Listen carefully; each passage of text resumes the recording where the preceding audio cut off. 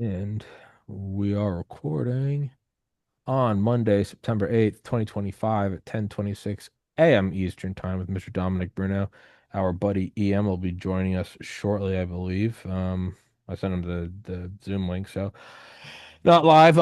But you had, if I recall correctly, because I have 100 trillion guests, and it isn't there like some natural law that it's like you can only have like 150 like meaningful relationships or Yeah, even that's like recognizable contacts. Maybe not yeah, it's meaningful. the Dunbar number. Yeah. It's kind of like the about 100-ish meaningful relationships you can keep in your head. Yeah. And not meaningful like it's your brother or your mom. Enough that it's more than just a stranger. And I always kind of got cocky because I do the podcast. And a couple years in, I was like, I know like two, three, 400 people now. Yeah. That cockiness was wiped off around an episode 1,000 is when I realized the shows were running together. hmm But so were the books I was reading. I would start to forget if I had interviewed this guy or if I had read a book about him, if they were even alive. And then it started bleeding into like private phone conversation. So I've been humbled by the Dunbar number. Now I'm like, so when I like make sure I'm like, I think we talked before. I'm legitimately like trying to feel out like the neuronal connections in my mind. I'm like, have I talked to this guy or did I think of this in a dream? But if I recall, you emailed me after an episode I did with I think EM and was it with was that the one with Mike Adams or was that Yeah. just EM? Yeah. Yeah, Yeah. No, it's one of Mike kind Adams. of about AI.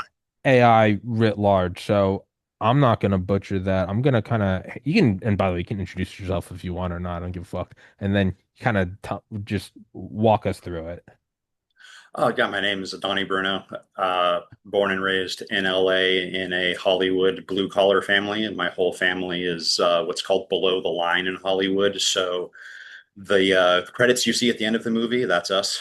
And got after college ended up in Hollywood as first as a prop guy. So props are anything an actor touches. And one of the things actor touches are guns, and ended up being a armorer in Hollywood for most of my career until Alec Baldwin shot someone. And now pretty much that entire business is, I'm not going to say it's gone, but it is down so much that it might as well be gone. That's So it's kind of been you. an interesting journey. You and I share similar LA luck. When I was telling you beforehand, I went and interviewed, and the reason I remember the date I interviewed, November 1st, 2013, first time in LA. Let's go. New morning, gonna go interview at the school. Let's go get it. Think positive. Let's go. Dude walks into LAX with an AR, lights it up. International traffic comes to a halt. It took me 2 minutes to get from my hotel to USC with a cab. It took me 7 hours to walk home because all the roads were blocked with SWAT teams. So, yeah, God. no, I mean, is it quite the same as the armor? Somewhat, in terms it's like, It's yeah, adjacent. that's a security guard telling you his first day on the job is September 10th. You're like, oh, sorry, man. Sorry, dude. But in terms of kind of the AI model or the large, and I just finished a book called I think Co-Intelligence by Ethan Mollick, which is all right. And I just started another book today or yesterday. AI Superpowers, China, Silicon Valley, and the New World Order by Kai-Fu Lee. I know very little about this shit, and I have to kind of have some humility when I approach it because I know as much about this as I do aerodynamics, which is nothing. And so I get excited and I get definitely very Hollywood, like, oh, is it going to take over the DOD? And I don't have an admittedly a grounded take on this. So what was your take about this? My take on AI in general is that, like, has anything that big tech has promised us in our lifetimes turned out to do what it promised? Has it may, aside from this conversation and the fact that it's being mediated through the internet and big It, tech, but like, even that was like a 40-year gap between ARPA and like right, AOL. So no, right.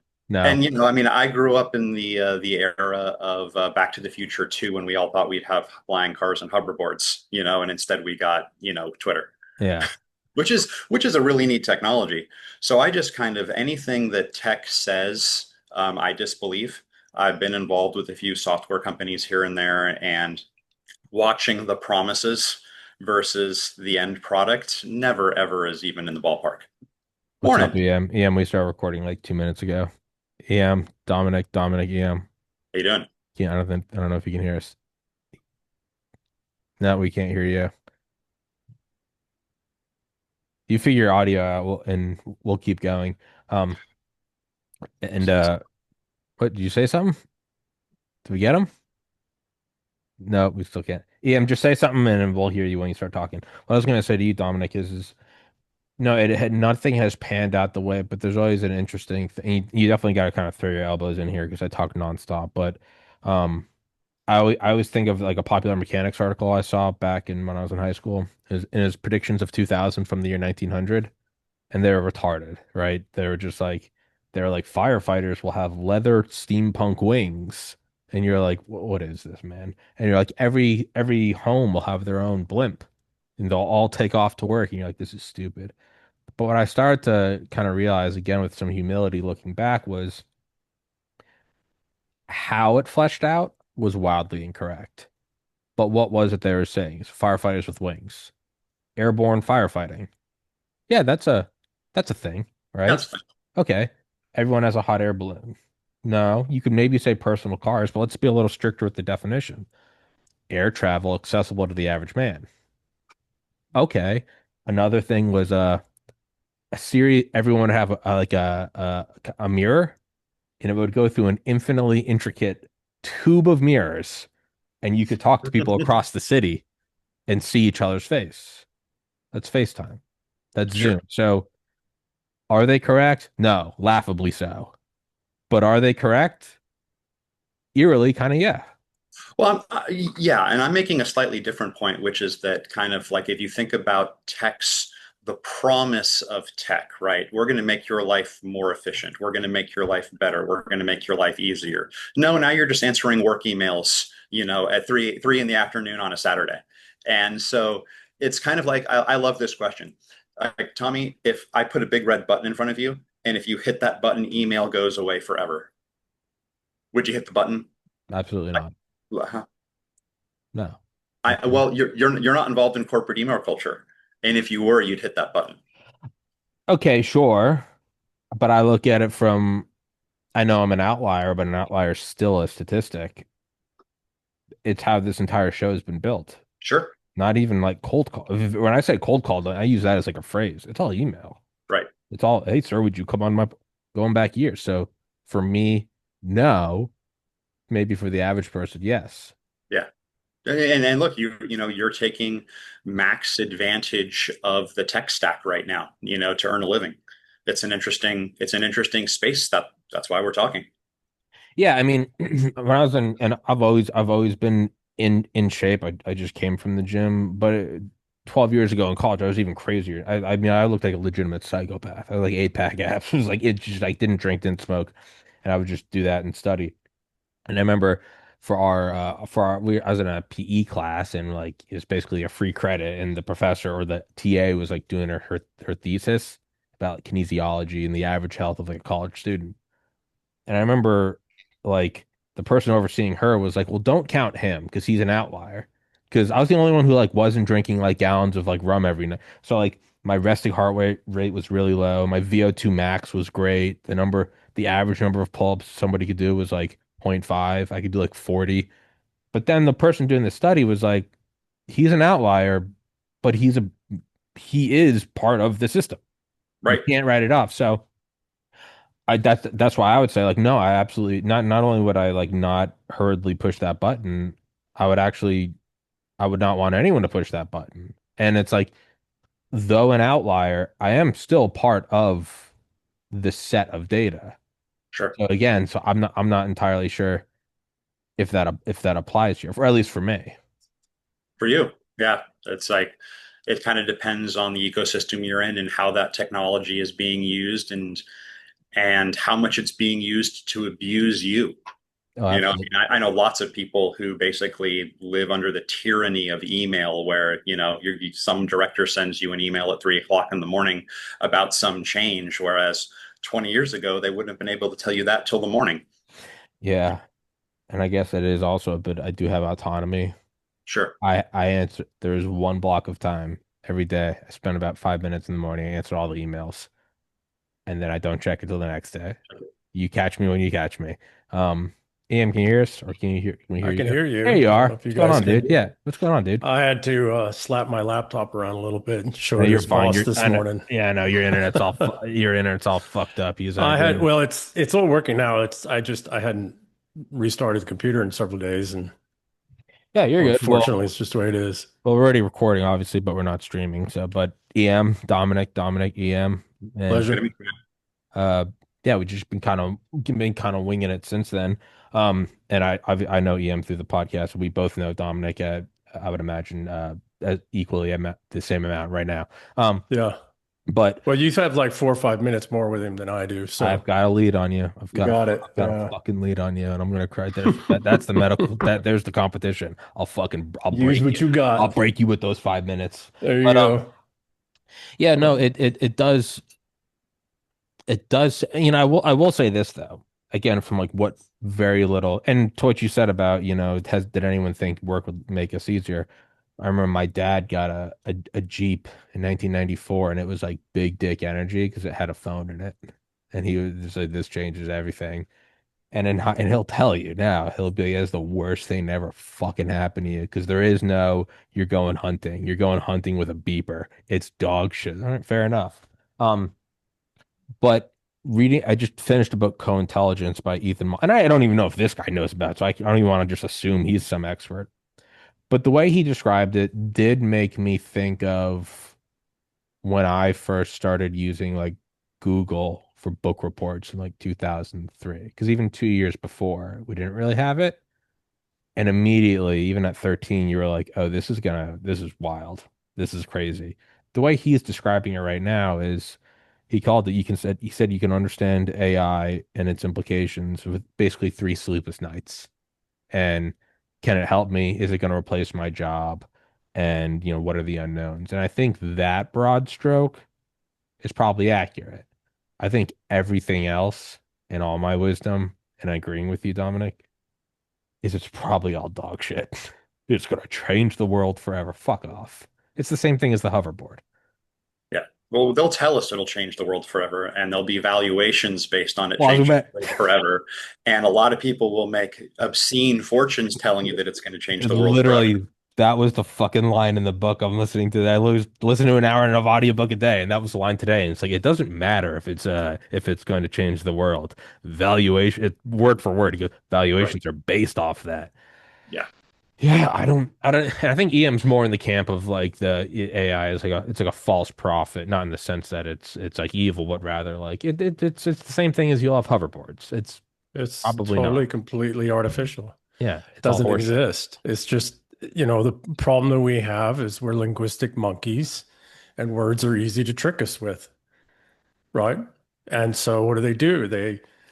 There's a reason that LLMs were the first, real use to come out. Why? Because that's just moving words around. That's not logic. That's not, I try to use these AI tools every day and I do use them some organization and more sophisticated search, but I can't write with them. Right? I can't do anything that's of any substance whatsoever. I can't write contracts, although they're better with contracts as long as you keep it simple contract. But what I was thinking about this morning when I was waking up, maybe writing a piece on this. In order to get the top quality of the output that's necessary, you have to write a prompt of such sufficiency. You should have probably just written the damn thing yourself anyways.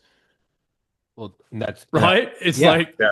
we're and getting, and that, Tommy, goes to what you were saying about the art stuff, I was just about to say the point. right? I Yeah, did Photoshop for 5 years. I got pretty yeah, good at it, yeah, and then they go, well, it's replacing Photoshop, and no, there's Photoshop slop. If you go, show me a man with a cowboy hat, yeah, but the real stuff that takes your breath away. It's by graphic designers who know exactly what to say. Change the yeah, saturation here, put the highlights there, put a vignette there with a cross. yeah. You might as well have just been the. So it kind of seems like it seems more that AI is kind of like steroids. You got to do the work. And if you're not tall, you're not playing in the NBA. But if you're going to put the work in and do the footwork and the fucking whatever, yeah, get juiced up. It'll help. So is the is the bloated valuations, the steroid gut. Is that what we're talking 100%. about? And if you can get away with it, get away with it before it's banned. Absolutely. It's Uh, Mark McGuire in the 90s. It's like, hey, dude, go fucking. Eventually they'll asterisk you, but who gives a shit? Go get a couple 100 million. well, personally, I saw somebody a couple of years ago say we should have steroid Olympics where everybody's juiced out of their freaking minds. It's I, like, well, let's see the yes. actual No, maximum yes. that a human being could do, Yes. right? Yes. I want Keep that. that away from the other, but it's like, no. Let's see what the ultimate performance that people can do. Um, I want to go back to the LLM thing and the AI thing and people losing their mind about Palantir. Keep When I was in talking. the Intel space in special operations, Palantir was rolling out. Palantir was there, and it's got neat interface and a whole bunch of sophisticated database stuff on the back end. But the only people who could really use it, back to the LLM thing, because that's, in some ways kind of what it is, link analysis. The real value of a Palantir server, which was something like $4 million, was the two analysts that came with it, who knew how to write the prompts for Hmm. Palantir to work. Right. So everybody's stressing and freaking out about Palantir. And it's like, yeah, it's no better than Grok. Yeah. It's, It's basically the same class and family. It's just got different data sets on the back end that it's tying into. there's this great book. It's called Shopcraft as Mm, Soulcraft, and it's all about the removal of shop classes from high school mm, and kind of the push towards, oh, everyone needs to go to college, and so we're going to get rid of shop and auto mechanic and stuff. yeah. And it gets into kind of what shop was actually teaching, and the idea that you might actually do something dangerous at school where you might lose a finger, and kind of developing a relationship with dangerous things and just having hands-on with tools. And so, EM, to your point, who was the most important person in the Palantir, ecosystem? The two analysts who knew how to use those tools, Yes. right? Yeah, that's exactly right. In It's not the fact, they were fanciness almost of the useless tool, for everybody else. right? Unless somebody had done a sophisticated, knew how the guts of the system worked. It's like the Doge thing. Why did Elon have to bring in these Doge kids? Because they've been training and preparing for some time on how the systems work, otherwise they would have, dicked around for months trying to figure out interfaces and systems and databases and translation, systems translations and all this other kind of stuff. But they didn't. Why? Because they've been training at one, they're probably all autistic and highly trained on, this type of systems, but they did all that training ahead of time. Well, it's the same thing with Palantir. And back to the valuations and all of that. People are worried and scared about Palantir. Me, not so much. I've been in Palantir, right? And unless somebody, a very serious analyst, which if somebody's very good at prompting Palantir, they can get some good materials and product out of it, good intel. If one, the intel in the database is valid, which a lot of it isn't, right? So garbage in, garbage out. Doesn't matter how fancy your analysis is if the document that went in that you're reading was false or had been modified before it went into the database. So the only way Palantir really worked, at least, and that was some years ago, so I'll be honest about that. Um, One, it was the analyst, not just that came with that server, so maybe focus more on you, but who were steadily back at Palantir doing all these Intel reports. And then it turned out any product you wanted to do, you basically went and looked at somebody else's product that had already done it. And then it's a matter, well, how do I trust that? It looks fancy. It's got a bunch of links. That's the other thing about, kind of going off tangent, but not.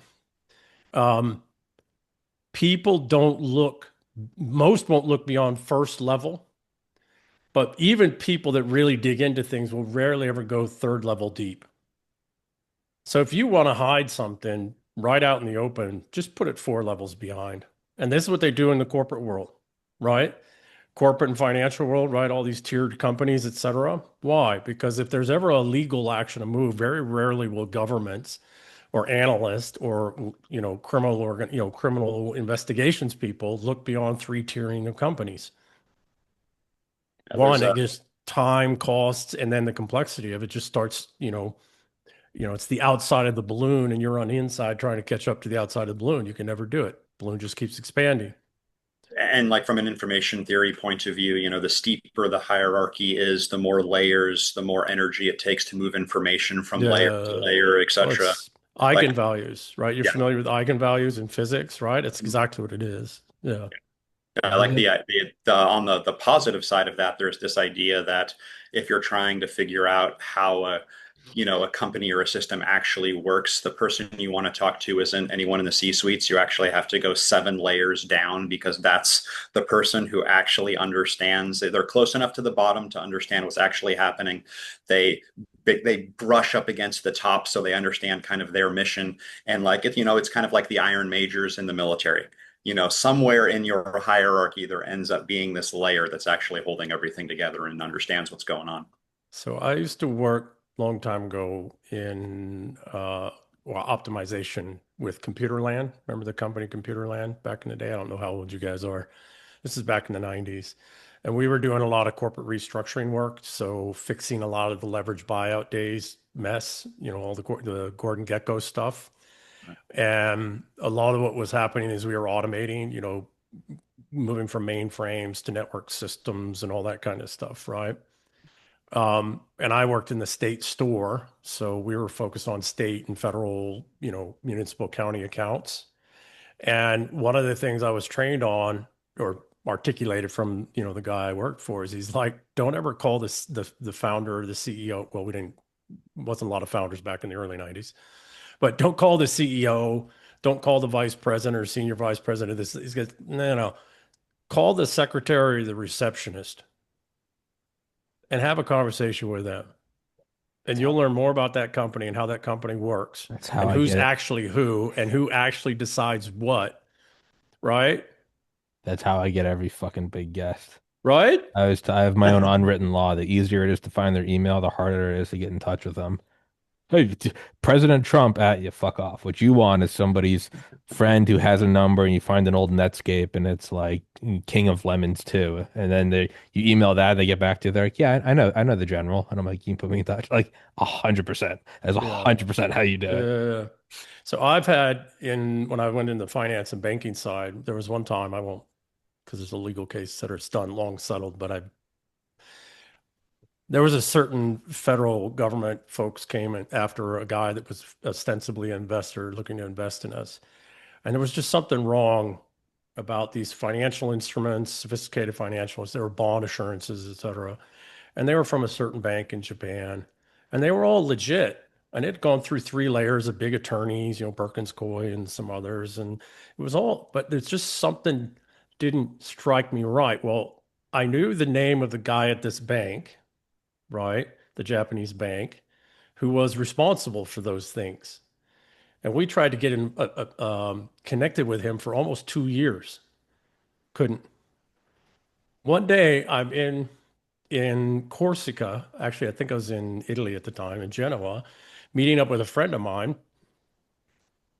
His wife and that guy's secretary had gone to school together in Germany. So she made a call, right? Or I think she made a call. And the secretary couldn't put us in contact with the guy just because the bank processes, et cetera. But she talked to him, and through her, he was able to come back and say very carefully, right? Because the bank didn't want to get involved in all of this, et cetera, and liability. But he was able to say this specific, you know, yes, those numbers are valid, the assurance numbers on the instrument, but the way in which they state and articulate that they attained those is not how our bank functions and operates, and so those couldn't be valid, Kind of like a right? checksum. The checksum is wrong. The checksum was wrong, right? Well, yeah, yeah, for packet routing, right?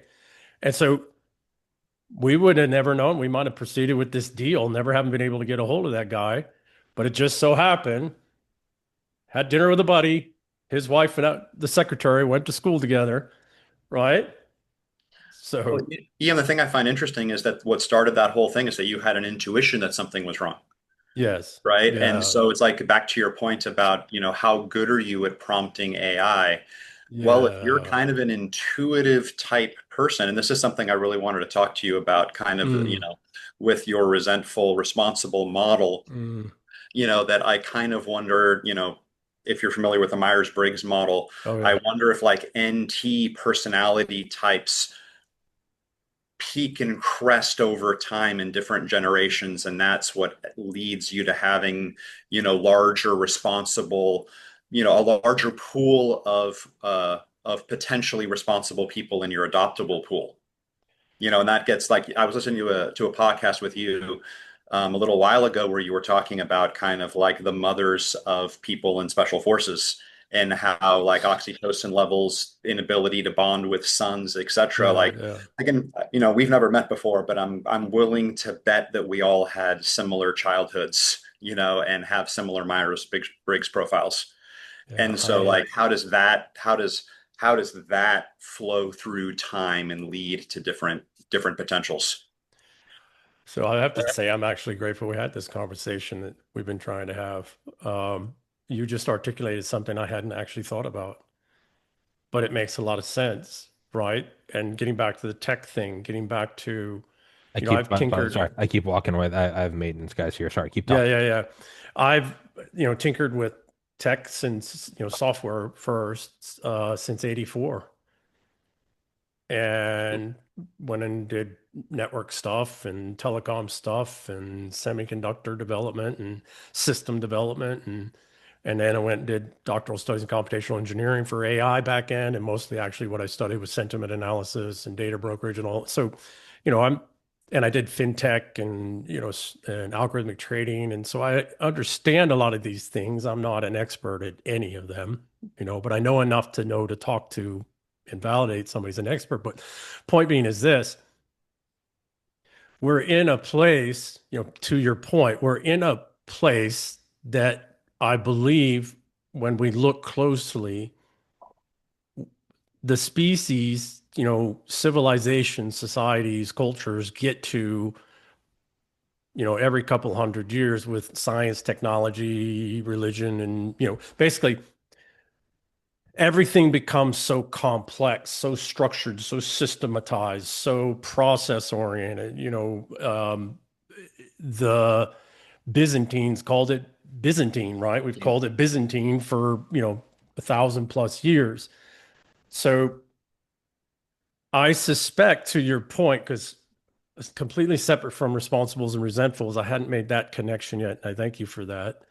I had been suspecting for quite some time that when systems become so complex that even the greatest experts really can't understand the system, right? It takes, so there's that old saying, any sufficient technologies just beyond understanding is magic, Sure. right? So any system that has achieved the status where it's so complex, it's beyond even the, super smart people's abilities to understand, it's now magic. Well, that's where we are. Well, what happens there? The resentfuls come to dominate everything because they live Because they within can fake it, and they right? can Because fake it. That's they can fake exactly, it. yeah. I've written some articles about the Great Deception on Substack and about this very thing that 90% historically, you know, what makes, okay, so the old Pharaoh sat in his pharaohdom because he could control the flooding of the Nile. Well, we think our leaders, our tech oligarchs, and everybody else aren't doing the same bullshit right now? Isn't that the Fed? Isn't that basically what they do is flood the system with money or not? Right? No, very Yeah, good. Yeah. Well, and the Fed doesn't even set interest rates. The sure. market does. Yeah. And then the Fed just agrees it'll buy debt at a rate. It's total. Yeah. Interesting So, flood metaphor that we use the term flooding the system with money. yeah. Yeah. No, it's very good. What, Well, it's, sorry, what did you say? The um, Pharaoh? He sat in the what? he in his pharaohdom, right? He sat on the throne in his pharaohness because specifically because he was the one who controlled through his mystical magical powers the Okay, sorry. flooding of the Nile River. I thought you meant he And literally if the had like Nile a River, sluice. yeah, no, and if the Nile didn't flood that year, well, then he was the one that came out and said, well, because the gods are angry with Got you, it. and here's Sorry. why they're angry with you. And that's why I withheld the flooding of the Nile this year. Yeah. And isn't it interesting that even that was based on an information asymmetry? where the priestly Correct. class understood Correct. flooding seasons, that the earth was in fact round, spinning, etc. Like Correct. if you knew that, then you get to explain the natural world in a way that looks like magic. Well, Yes. You've talked about that, right? The whole if this happens, it's because we're so, we're so in control. Yeah. And if it doesn't, it's because we decided not. I mean, that goes back to like the 14 or Yeah. 1500s. When the Yeah. imperialists like show up in other countries and be like, you know what? God told us tonight that he's making the moon disappear. And then there'd be like an eclipse, and the natives would be like, fuck. Like, Yeah. Well, it's exactly. So back to the point though, because I think this is a very important point. I'm grateful we're having this conversation. Um, when systems become that complex, you have to have people, right? In the species would have to have some people that are very knowledgeable about the systems broadly, generalist, right? Genuine generalist who have a very strong sense of intuition. And in order for that, it's been my experience, having met some very intuitive people in my life, they all share one common thread. They had horrible childhoods, every Yep. single one of them, Well, right? if you grow up under threat in a world where your actions can be the same day to day, but they have radically different results, You got right? to It's like read the room. got to You got to read, yeah. read the room. Hmm. Yeah. Yeah. Yeah, it's Ian, there's you're talking about kind of like the complexity in that. Are you familiar with the Kanafian framework? And I'm probably I'm pronouncing that not. wrong. I'm not. So it's a management thing, but I think it's really useful. It's a four quadrant model, and it's simple, complicated, complex, and chaotic. Yeah. And the Yeah. idea is that when you're in a time of simplicity, cause and effect are something that anybody can see. And then when you're moving into a complicated zone, uh, the space between cause and effect gets bigger, but you need an expert to say this is related to Yes. that, Yeah. right? And so a Yeah. Am I car, seen? Yeah. Yeah. yeah, Yeah. yeah. Yeah. And Yeah. so then you move into the complex realm where cause and effect, may be 5 or 6 steps separated. And then when you're into the chaotic realm, cause and effect, it's virtually impossible. And so in each of those eras, there's a different approach to, really finding base reality. And, I think that we are in a chaotic era. And if you kind of map out that four quadrant model, you can map onto that the good men make, hard men make good times. That's a four quadrant model that maps Yeah. onto Well, it's there. the Strauss and Howell Yeah, model it's as a well, Strauss and Howe model right? maps onto that. And Yeah. have you read Joseph Tainer, Collapse of Complex Civilizations? I haven't. No. Yeah, so I think that one answers the question you're asking. He basically makes the thermodynamic argument that any civilization gets some amount of energy, and it's sunlight falling on the ground. You can grow crops. It's like Yeah. you're Yeah. playing civilization, right? How do you spend your solar calorie budget? Yeah. And if you're ancient Rome, you go, well, I'm going to make a legion and go take their solar calorie budget. yeah. And that works until you hit Scotland. And Hadrian's Wall is as much a thermodynamic marker Yes. as Yeah. anything. Oh. It's the point at which not enough sunlight is landing on the ground to fund the Legion. So are you familiar? So now let's go down beneath the chemistry. Let's go to physics, Okay. right? Base physics. That's such a cool model. Okay. Are you Yes, it's an important. familiar with so it's articulating the same thing but in a different I so give me a second. I don't know that Einstein was right about the speed of light and all of that, but he was certainly right about relativity, meaning where you are and how you're looking at things, the perspective of which you're looking at things is creating a completely separate reality, right? Relativism, right? Now, moral relativism's got to go, et cetera. But basically, point is this.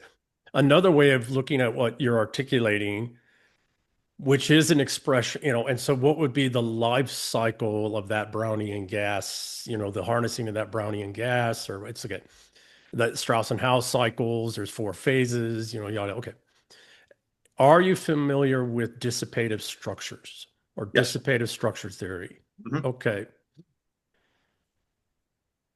Structures, and I think gets back to the intuition question and a higher preponderance of intuitives, both in the adoptables and really in the responsibles. But you're also going to get intuitives and the resentfuls, because I've met intuitive resentfuls. It's just they're tinged with fear, right? So their intuition always goes to a place of fear first. Responsibles aren't okay. But anyways, in dissipative structures, the creation of Rome, the harnessing of, the chaos, the thermodynamic disequilibrium, as I write about in the Eternal War, saw the creation of Rome. And then there's two more eigenvalue like step ups in the sophistication and complexity of the dissipative structures that are Rome. However, at a certain point, and it's all systems, right? And Western civilization, primarily the English civilization right now, I couldn't care less about the rest, to be quite frank. The dissipative structures themselves can harness more and more and more complexity. However, that introduces more and more and more thermal disequilibrium into more complex systems and structures until such point it's not a matter of resource intake. So are you familiar with inductive reactance, inductive capacitance, resistance in electrical systems, electronics? Sure. Okay. So electrical engineering is my background. At a certain point, it doesn't matter how many resources you pump into the system can't process them, which is where we are now, right? We're pretty damn close to that. Sure. And so what winds up happening is these very sophisticated dissipative structures continue to merge as they recannibalize, build more sophisticated structures, et cetera. But at a certain point, there's so much endemic informational thermodynamic disequilibrium that none of the structures can hold, and everything collapses. However,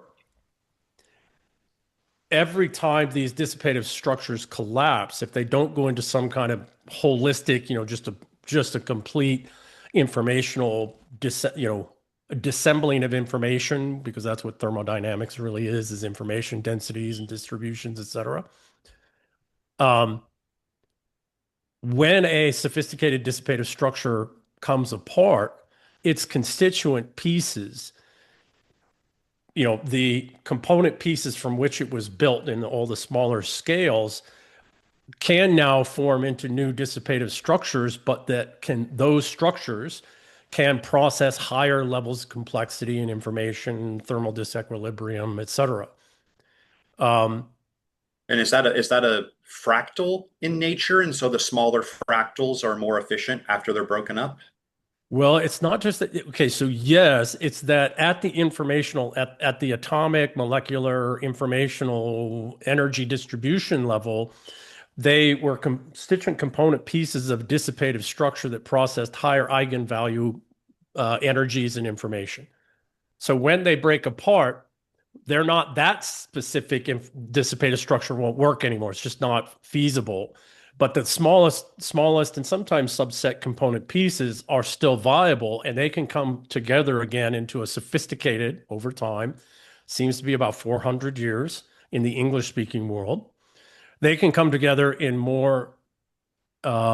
in dissipative structures that have an innate ability to process higher orders of disequilibrium, of chaos.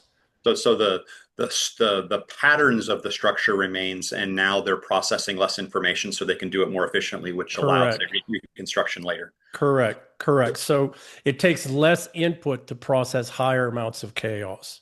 So I once read this very interesting account of I think it was an English serf. He was taking his pledge of fealty to his master. And the thing that I found fascinating about it was that it went on and on and on and on about what his responsibilities were to his master. But then everything that the master owed to him. The Lord. And it was fascinating because it was things like, because of a service your grandfather did for my grandfather, on this feast day, you may take any dead wood that washes up upon the shore. Like every single bit of natural resource, Yes. energy, etc., was accounted for and distributed Yes. within the system. And Yes. it's like, oh my God, like down And mhm. down to who got to pick up the driftwood on what day. Yes. These are dissipative The structures, dissipative structures. Yeah, right? that's like feudalism as a dissipative structure, where it's like, Correct. okay, Rome broke this highly complex system broke apart. These energy mapping informational systems still exist, but they exist within this feudal Correct. structure that Correct. allows enough time to pass for, for a rebuilding of sorts. Absolutely. So what tends to happen is you see a massive centralized dissipative structure. It didn't start that way. It always starts as a decentralized, um, emerges out of the constituent pieces of what was there before. It's continuity of government. That's the whole all the bunker systems was ARPANET was to keep them in communication. But if it went fucked, they all had down to bulldozers to remove the rubble from the front of the bunker doors, and it was essentially stay together. Here's your commander's intent is defend the United States. And some of the reports were like it might take 3 months, it might take 10 years, but eventually Atlanta, you're going to team up with Charlotte as we rebuild the nation. So is that kind of, I'm Yes. racking my brain. Yeah. I'm trying No, to no, find an no. They're analogy. trying. All It, right. Yeah, it's a, no. it's a strong attempt to speed up that process. Yeah. Whether or not Well, it really so worked is a okay, so separate question. that's the other thing. So the resentful, so this whole dissipative structure thing and the articulation for you on the thermodynamics um, was what got me writing The Eternal War, right? Um,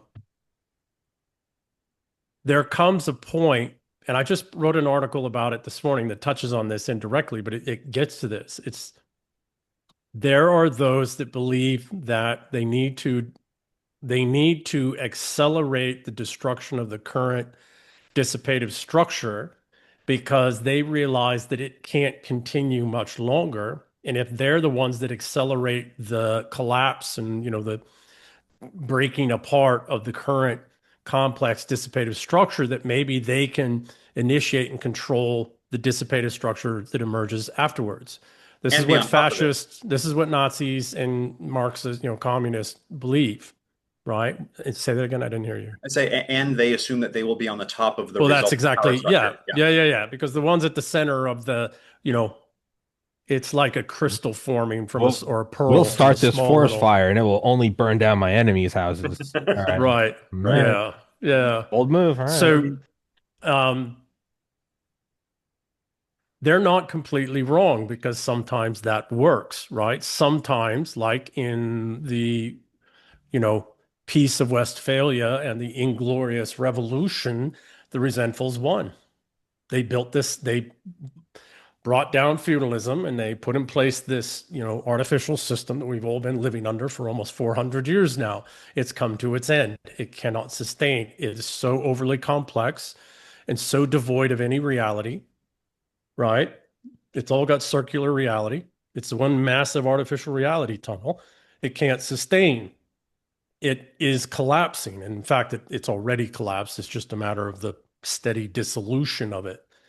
So they're not completely wrong that the dissipative structure has come to the end of its useful life. The question becomes one of, on one side, you've got the high priest of the system and the regime, the Westphalian model, that are trying to resuscitate and keep it going and putting in vastly more artificial energy to bind things together with fake money and fake laws and fake power and all these things. And then on the other side, you got others like heavily what's happening in the UK right now, where they're trying to break in Europe and they're trying to break it all apart so that they can, build a new insane dissipative structure out of the ashes. And these two are competing. And then there's a third, which is more and more, I suspect, maybe is where we're actually going to go, which are like, let them fight it out. We're going to step back here. I'm not going to get sucked into that. And this gets back to the intuitive thing, right? That I do suspect that there are some people, and I'm INTJ, I've come up that again and again and again. Um, I do suspect that there are people Okay. So when a very complex dissipative structure collapses, let's say like a star, what does it do? Well, depending on the Mhm. size of the star, et cetera, it throws off a bunch of, Supernova, structured complex hypernova, information, but it also creates heavier elements, right? Heavier and which heavier grow and its heavier elements that then second become, series of stars become, yeah. right? That then become a component pieces of planets and then life Our forms and bones, sure. right. And these are all dissipative structures, right? Um, I do suspect if you look at the writings back in the late 1500s, really in the early 1600s, you it's happening here now over the last 20 years somewhat, but it's been drowned out with all the Marxist, BS that's just polluted everything and been the only thing that's been allowed to rise to the surface, et cetera. Um, if you go back to Alfred the Great's time, really back to his grandfather Egbert, you see writings, you see the intuitives who are recognizing the what was before is coming on. It's going away. And here's what we suspect is going to emerge out of it. And then those individuals step back a little bit and then realize they can't force anything, they can't make anything happen because then that introduces more energy and blows it up and keeps it from happening. So what do? They just intuitively flow through, right? And they're the ones. It's the intuitives, to your point. And you want an example of this? Patton, Eisenhower, Montgomery. As much as people hate General Montgomery, he was a fairly good general, right? All the great generals, basically what I'm saying, of World War II. Um, the founding fathers of the United States. That people think The this is a linear exact process they went to get there. No, no, there was like 20 some odd years ahead of time that all these writings and all these efforts, et cetera, right, that finally went down the pathway and this new dissipative structure emerged out of the English system that was the Americas. Sorry, Tommy, go ahead. I've read a book about Eisenhower, I think last year, the year before, and it's he and Patton, I think, were buddies in World War One or right after World They War all One. knew each other. They Knew each all other. went Yeah, to school or served yeah, no. together. Yeah. And Mexican campaign, they were all together. Eisenhower Yeah. and Patton almost fucking killed themselves because so after World War One, they both had they're like, hey, tanks are the future, Yeah. right? And the higher ups were like, shut up, it'll always, be the horse and whatever. And being men of action, they started planning for a future of tanks even when they weren't supposed to. And actually, they went out and they had like this old like Mark One tank, and this is where they almost killed themselves. They snuck out one night and they were like fucking around with it, and like a tread broke and it slung, and they said it chopped off all the trees in front of them, and they were like 2 feet away from it. It like zipped through all these oak trees, and they looked at each other. And I think Eisenhower said, Patton said, "I've never been scared in war until right now." But my point is so they had put together this whole thing, and they were told Yes. if they did it, they're like, "You're not to go Yes. around." And then World War II comes around, and they're basically like, "Hey, so we've had this plan we wrote up for 30 years, and the entire thing was like, we're not going to listen to command. We know, we see what's changing, and." If it doesn't work, you're court-martialed. If it does work, who do you become? Eisenhower and Patton. They don't need any introduction. You go, oh, Eisenhower and Patton. So, Yeah. But you know who does need an introduction? Are all of the generals they replaced whose names you don't know. Nobody Right. knows. Right. And so Well, well, and not yeah, just that, but the planners and the War Department people yep. and the yeah. politicians and yeah. Yeah, when that winter happens, when you're at the height of the fourth turning, and there is this rapid removal of old guard, replacement with new guard, but it has to happen because of the forest fire, because of the deep winter, because of the war, It's how right? Until Grant, yeah, it's how Grant became the commanding general of the Union forces. Mhm. They went through all the other generals, right? But Yeah. this motherfucker, and he's just like, yeah, yeah, just yeah, He's like, listen, I'm sober enough about 12 minutes every day to do some let's planning. do it. Other than that, Well, and then I mean, you could but it even was enough, that was when enough. right? Like I know lots of famous directors who are sober enough to get their shot and make their movie. And then you can argue, could they do it without the drugs? And the answer is maybe not. I Maybe heard not. I heard a comedian Duncan Trussell once say because there's that famous thing where Hunter S. Thompson's like listing his whole his daily regimen towards the end of his life about what he was doing. You read it and it sounds so cool. And Duncan Trussell goes, if you ever find yourself comparing yourself to Hunter S. Thompson, that you're right at the cusp of going into rehab because you're not Hunter S. Thompson. So you look some of them you look at and you go, Hunter did it, and it's like that's a one in a trillion. So I don't know, but in terms of what you were saying, the building up to the prelude to this stuff, the 20, 30 years prelude to it, man, I get that feeling about just in the life of this podcast. Because you always look back and you go World War One, World War Two, and they're just next to each other, just cozy. You forget that there was 20, 30 fucking years in Yeah, between yeah, where yeah. all this stuff was happening. Yeah. And I always go, it feels so long when you're in it. But Right. if 100 years you're reading about now, it would be nothing if they went, well, it first started in 2020 with COVID and then XYZ, and which led to, World War III breaking out in 2027. We're in it, so it feels eternal. But I always think about right now the restru maybe it's just because I'm older and I'm more aware of it, but it seems like from 2020 till now is an accelerating, I don't know, Well, ground. it's culmination. So I give me don't a know where I was second. going with that. Like Well, no, no, no, no. So waves this is crest before they break, right? It's yeah, not a yeah, linear yeah. And there's process. usually multiple waves. So give me a second. Yeah. The culmination that we're rapidly approaching now of the end, the actual hard end, which is what the BRICS is about, is breaking out of the dissipative structure that's created after World War II, et cetera. But I suspect that two things are happening simultaneously. I do believe, and I heard somebody talking about this the other day, and I've thought this for 20 some odd years coming out of Silicon Valley for 30 some odd years, um, that we are diverging into two species. And one species is, I don't want to say worships, but one honors the organic and follows the organic, and the other follows the synthetic.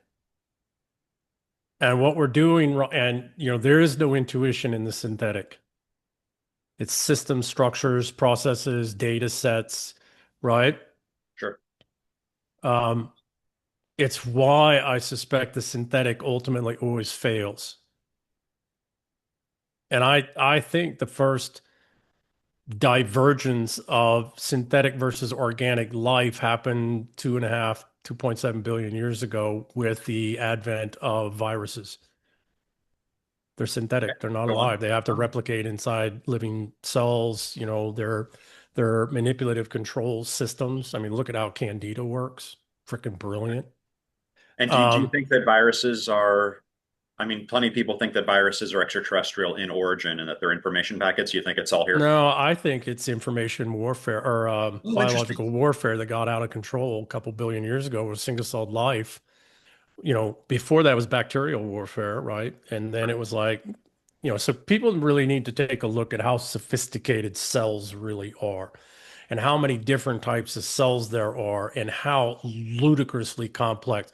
So I'll give you an example. Craziest class I ever took in college, and I think Dominic, you're similar, was molecular biology. I didn't even know it was coming. It was just a class you had to take at the end of your 4 years. I still talk about it all the time. Nothing is more mind-boggling than the inside of a cell. It's And Right, that's just just what we know about. this is that's what what we we know know about. about. That's Right. Fucking exactly leaves you right. There's a speechless. brilliant doctor, Dr. Dennis Noble, I think out of Oxford or Cambridge. I think he's retired now, emeritus, but he wrote a book called Understanding Life. It's a small little book, but everybody should read it. And what it's demonstrated, and then there's the work Dr. Michael Levin's doing out of Tufts University. There's the work that Nick Lane's doing out of, I think, King's College. Um, cells, individual cells. So the chemical energetic changes in a single cell in our body, of which there's roughly 100 trillion, and then there's 500 trillion biota, in the sinuses, on the skin, and in the gut, et cetera. But you take just one cell, one eukaryotic cell, and you try to process the energetic and chemical state changes of 1 second. We don't have if we paralleled all the computational resources on Earth to be able to model it, we couldn't do it for just 1 second.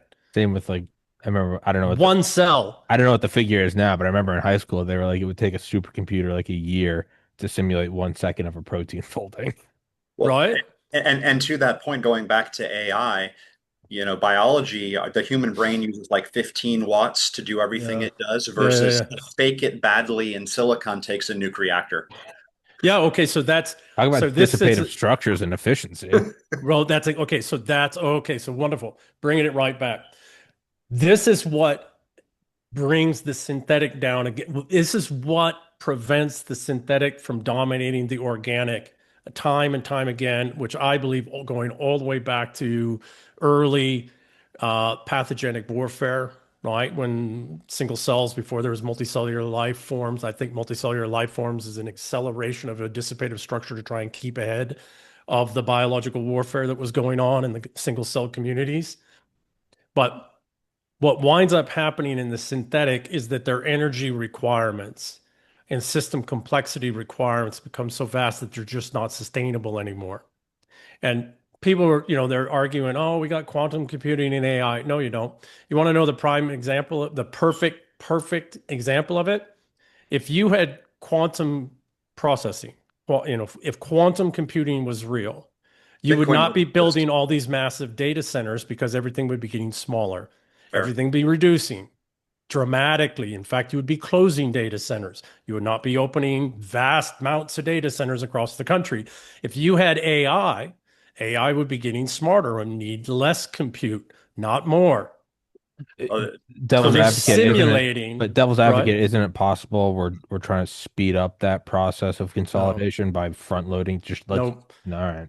no. What we're doing is we're trying to be that Pharaoh saying, I'm in control of the flooding of the Nile. there was this great audio that was floating around back when I was in college, and it sounded like it was on a tape recorder, and it started off and it said, "Hi, I'm God, and you need to do what I say." And then the tape fast forwards, "Okay, I'm not God, but I talk to God every day, and you need to do what I say." And then it fast forwards, "Okay, I don't talk to God every day, but I'm his representative here on earth, and you need to do what I say." And then it ends with, "I've been elected by a democratic vote of the people, and you need to do what I say." And it's just how many different versions of that do you feel like, which playbook do you want to run? So, Well, yeah, go ahead, Tommy. what you said about the Pharaoh, and I think I brought this up with you before. Is it definitely it is important, whether or not AI is sentient, and that's a whatever. I It's kind not of even I about also sentient. Yeah, but go ahead. it's not going to Yeah, be, but that's not even the point I'm getting at. yeah. It's like that isn't important. I don't want to say it's not important, but I'm about to say that part is not important. What matters is if some people think it's possible. So it's again, you might not think something's possible. You might think it's a fool's errand. If the reason why I'm interested in AI just broadly is not whether or not it's sentient, even though that's a very important thing. When trillions of dollars of corporations and intelligence agencies and DARPA, BARDA, DTRA, IARPA, the DOD, the MOD, when all of these things think it's real, I'm like, it They doesn't don't. matter whether or not there's a unicorn. This is what I say. It doesn't matter whether or not there's a unicorn that lives under my house. If the DOD thinks it's there, that's very impactful in my life. Whether or not I think it is, when Abrams tanks start rolling in, that affects my life. So I'm more interested in if they believe it's possible, it So, impacts my life, regardless of it is. If yeah, they no, no, think it is. okay. So the investments made in sustaining the lie, the portfolio of lies, does impact a lot of lives, right? Life and death and fortune.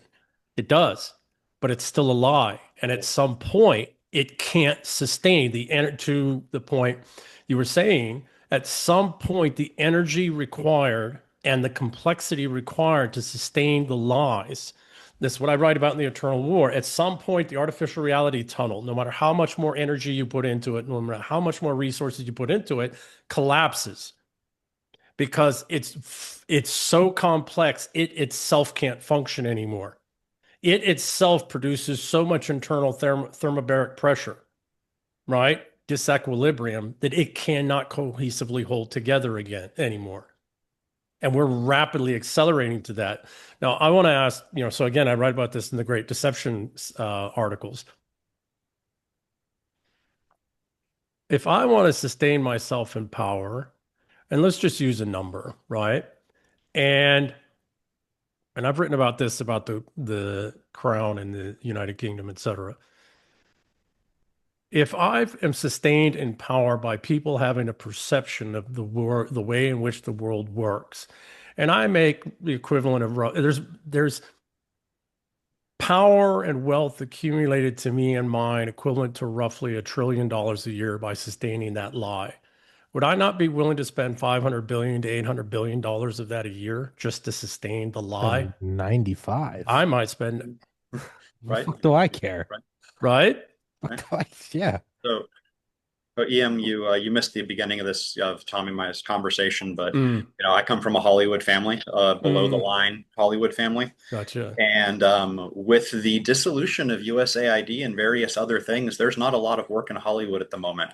And part of me has to wonder how much of my lifetime earnings were in one way or another routed through various entities. You have And no idea, but you're a lifelong government employee. all right, I could be. And I heard this great phrase kind of about this. And it was, well, if you want to know who is getting the money, just look at where the grass is turning brown. And so as you look around the American economy, where it was once a green lawn, and you say, oh, that green lawn comes from rain falling from the sky. It's just natural. Well, you shut off all the USAID money, and all of a sudden parts of the lawn start turning brown. That's where it was being artificially irrigated. I know Yeah. my Yeah. mother. So when I was young, my biological mother, not my adopted mother, but my biological mother lived next door to Lucille Ball when she was young and said she was a horrible woman. But, so my mother and family have known that area and in the community for a long time, back to the 50s. Um, so over the years, I've met a good number of people. And, uh, and I used to live up here in Sun Valley, a couple hours from me now. But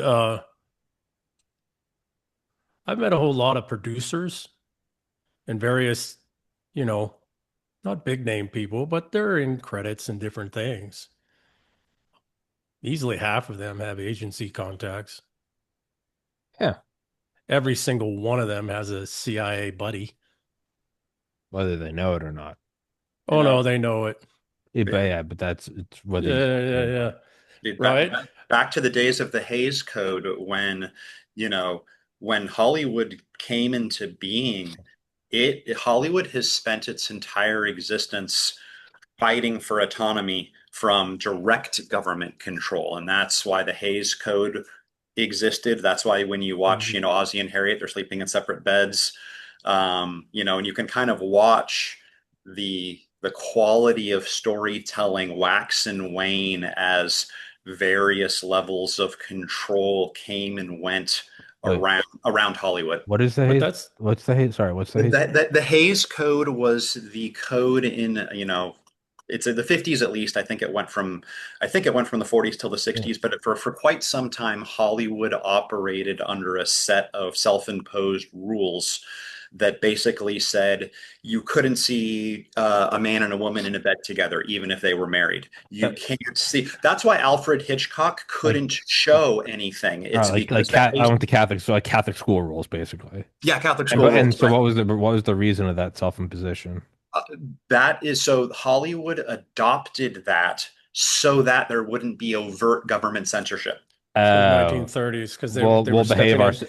we'll behave ourselves. You guys don't need to fuck around. Yeah, but Yeah. you know what that all that ebb and flow is? Well, That's my that's the land. same thing with EM you were just saying about royalty. That's like, well, how much am I gonna willing to spend? Like, well, Yeah. if it saves us this much from government restrictions, like it's probably better to Well, spend 5% on the Hayes or whatever the fuck.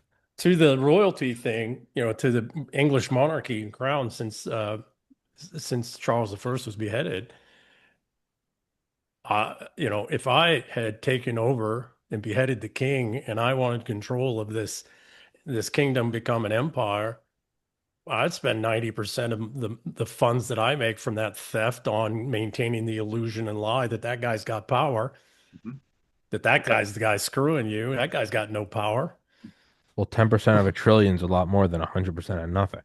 Like, right? it's just, yeah. Right? Or 100% of getting hunted. To It- the comment, Dominic, you made about the ebb and flow, the quality in Hollywood. That's just Meyer Lansky's boys fighting it. It's one mob, the One mob private fighting the mob mob. fighting the government mob. That's all that is, Yep. right? Yeah. Um, Oh, real quick, yeah. EM, there's a very interesting definition that I think is helpful here. It's Dion Fortune's definition of magic, which is the art and science of changing consciousness in accordance with will. Mm, mm, And that group, Dion Fortune was part of the Magical Battle of Britain. They're the ones behind Keep Calm and Carry On, mm. and a lot of kind of that aspect of the war. And yeah, man, I mean, if you want to talk about a dissipative structure that requires very little energy to have huge effects, narrative construction, Yes. journalism, publishing, Yeah. Hollywood, etc. Yeah. Like what it cost, here's 100 pages of blank paper. We can turn this into Top Gun and get an entire generation of young men to think that being in the Navy is really cool. That You is know, magic. that's Yeah, that's the right. biggest That's psyop magic. ever. That is fucking Yeah. alchemy. That is absolutely Well, so alchemy. think of it. Okay, so again, back to why LLMs are the first major rollout, because LLMs in these simple, these more sophisticated search, because that's really all it is. Um, it's giving you the illusion that tech works, that it's all real, that AI is real. Right. The quantum, it's quite literally what it is, and you're now trapped in an artificial reality tunnel that the portal to which is a prompt. AI is a marketing tool to LLMs are a marketing tool to convince you that AI is real. Yes. Yeah. Yes, and that That's tech's that's real, pretty and the tech brilliant. valuations, and that's exactly why they rolled it out for, and it's also why they do the imagery stuff. Right. Why? Because we are linguistically or linguistic visual monkeys. Right.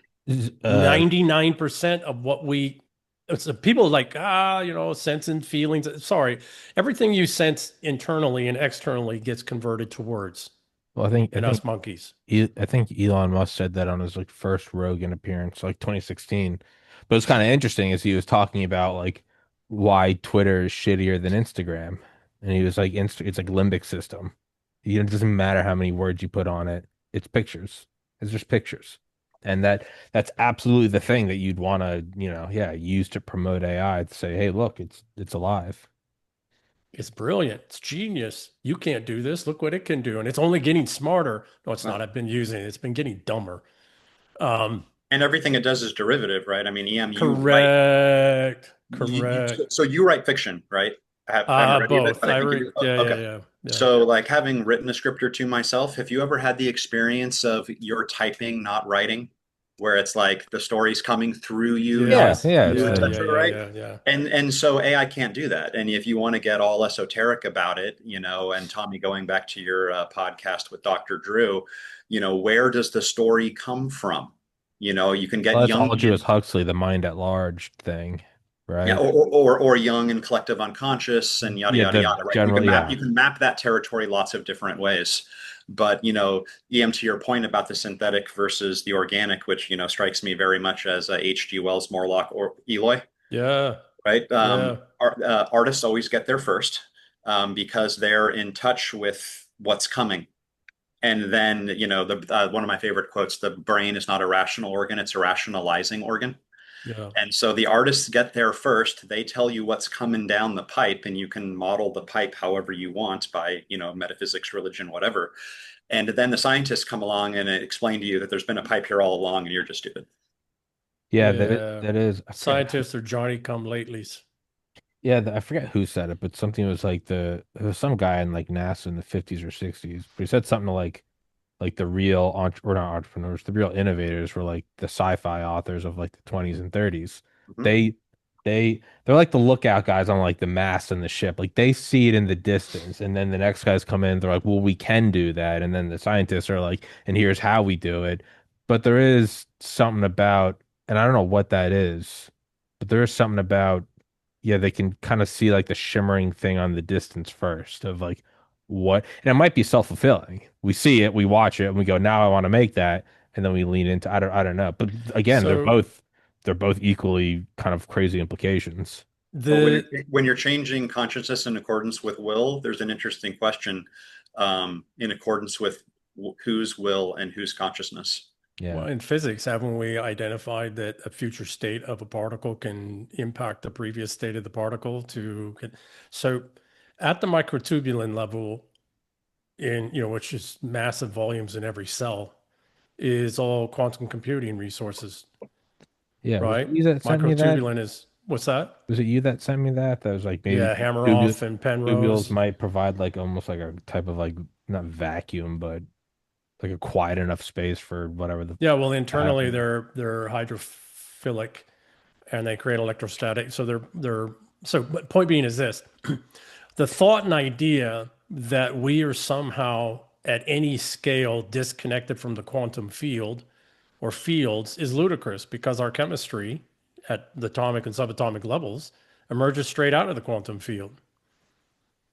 So back to the intuitive thing, I think intuitives are people that have developed very sophisticated, not the woo-woo ones and et cetera, because, they've developed their intuition, but it's all over the bloody place, right? And it's utopian in nature. And unfortunately, that's, it's nice and I'd like to believe in that. It just doesn't work, right? Um, but intuitives are people that, when they were very young, were forced through the forcing function, generally of resentfuls, to a place to where they developed very capable dissipative structures within themselves that they themselves can reduce biostatic and biothermic noise, such that this vast amount of computational resources from the cell and cellular system all the way up to the neuronal levels is better able to process external signals. Hmm. And if you can do that and do it well, then what happens is you're able to also, remove extraneous noise, and you can see things a little bit further on. You can see things before they come, not because you're some mystical, magical thing. No, no, no. It's just you reduce the noise enough. It's, so I have a background in digital signal processors. It's the same thing. It's reference frames, right? You have time and, you're going through these traumas day and day and day and day. And instead of getting all wound up and chaotic, you figure out how to process out noise and then look for what's that tiny little signal. And then you create a reference frame, you put that away in your memory, right? In your overall memory. And over time, you build up sophisticated portfolio of these, reference frames. And then as long as you can, Shannon information theory, I think everybody should try to understand. And then there's quantum Shannon information theory on top of that, which is even more brilliant. The Claude Shannon, Claude the Shannon, whole yeah, area brilliant. that yeah, One of the smartest human beings that it's ever, right. and probably a product of exactly what life needed, right? Yeah. But point being is that Claude Shannon laid all this out in communication systems and communications channels. Well, all of that's happening in every single one and between every single one of our cells, both in our body and in our microbiota. And that's happening in the bioelectric field, which is the charge around the cell and the cell wall. It's in the charge differentials between the ports. It's in charge differences within the cells. That's electricity communicating instantaneous because electricity communicates instantaneously, right? And I would look at Birkeland currents and all these other kinds of things. But the point being is that I suspect that intuitives do emerge in times of the early stages of the collapse of larger systems of dissipative structures coming undone. Their intuition is honed and refined through repetitive, trauma and stressors. And they survive that. And they survive it by developing methods within themselves to reduce their own noise, to create reference frames so they can see a small little signal somewhere and they can recognize that's not noise, that's a signal, and they can amplify that. That builds over time. You wind up getting a number of these that then meet through, and now it's accelerating because we have podcasts like this where the people can actually like, wow. Um, when dissipative structures reach the place where the Westphalian financialist model is today, where it is collapsing. And you talk to bankers and you talk to the finance, everybody's talking about it, right? It's collapsing. We're in this, et cetera. And they're doing everything to, you know, decelerate from light speed as much as possible. And you've got people that want this next dissipative structure and people who want this next dissipative structure. And there's some that, the tech guys, which really that all started in the 1960s, where we are there, right? With the tech bros, et cetera. That all started with tech development in the 30s, 40s, and 50s, science development, and then technology developments that went into the 60s, pretty much done by the 60s. And everything we're doing since is from there. How do you use them? How do you put them together? How do you make it work? How do you do more sophisticated things? How do you create more lies and illusions, right? But it works. Back to your point about valuations, that's boomers' wealth, right? But it's all heavily dependent on things that can't be sustained anymore. So yes, I think that to your point, we have a greater number of intuitives now who are broadly generalist, but have enough inside knowledge and experience, detailed knowledge and experience, because that's another thing that's available in our time that we haven't seen in a very, maybe ever, is access to knowledge and information across domains, right? And we have the ability to talk to subject matter experts across all kinds of domains that we just didn't have 10 years ago. So I believe that we're splitting into two, and other people are saying it too, right? We're splitting into two, the Morlock and Eloy concept. I believe that we're separating into the synthetic and the organic, those who follow the synthetic path and those who follow the organic path.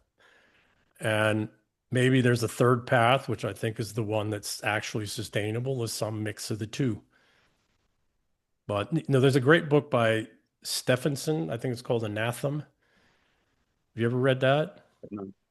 It's a really fascinating idea. It's about, the high brain academics who retreat behind these compounds, these secure compounds, and they just disconnect from the world outside. And civilizations rise and fall and all that. And then when something, when a dissipative structure is coming a massive one is coming undone, the artificial reality tunnel, they'll go visit one of these, they'll contract for a crazy amount of money or resources or whatever. And, the big brains in the academia will work out some sophisticated solution, right? It's a great book. Sounds like Foundation. What is it called? It's similar. Yeah, it's similar. Yeah, it's kind of similar. same ideas. Like let's go put some structure over here where it's not going to get destroyed. Independent. Yeah, no, it's very much so. What's the book? I mean that's kind of what the monasteries were, during Correct. the Middle Ages to a certain extent. Yeah, and they kept the old knowledge, etc. So it's called Anathema, I think. It's by Neil Stephenson, and he kind of went off the rails later and all of that, but so be it. Well, it happens.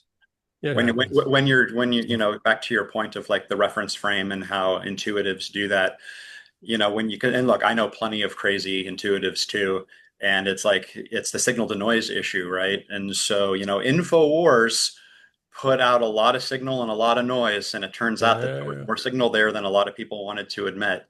And so the more, how do you want to tune your receiver? Do you want to get all the signal and all the noise?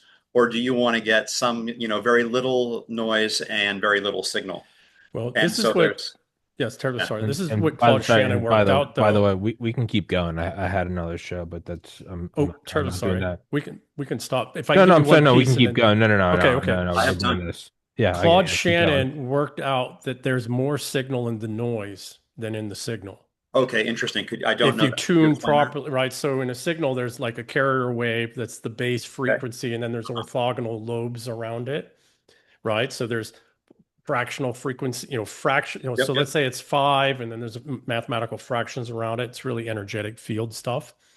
But what Claude Shannon worked out is that there's actually 90% of the signal is actually in the noise.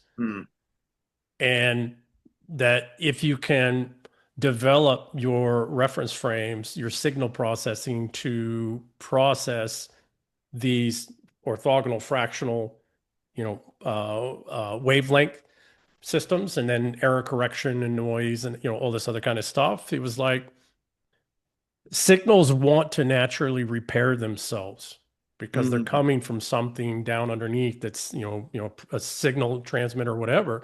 So energetically, naturally, the signal wants to repair itself, but maybe it can't it can't do that directly because it's a force necessary to fix the carrier waves. So what it does is it adds little counter noise in the orthogonals around, right? In the noise lobes.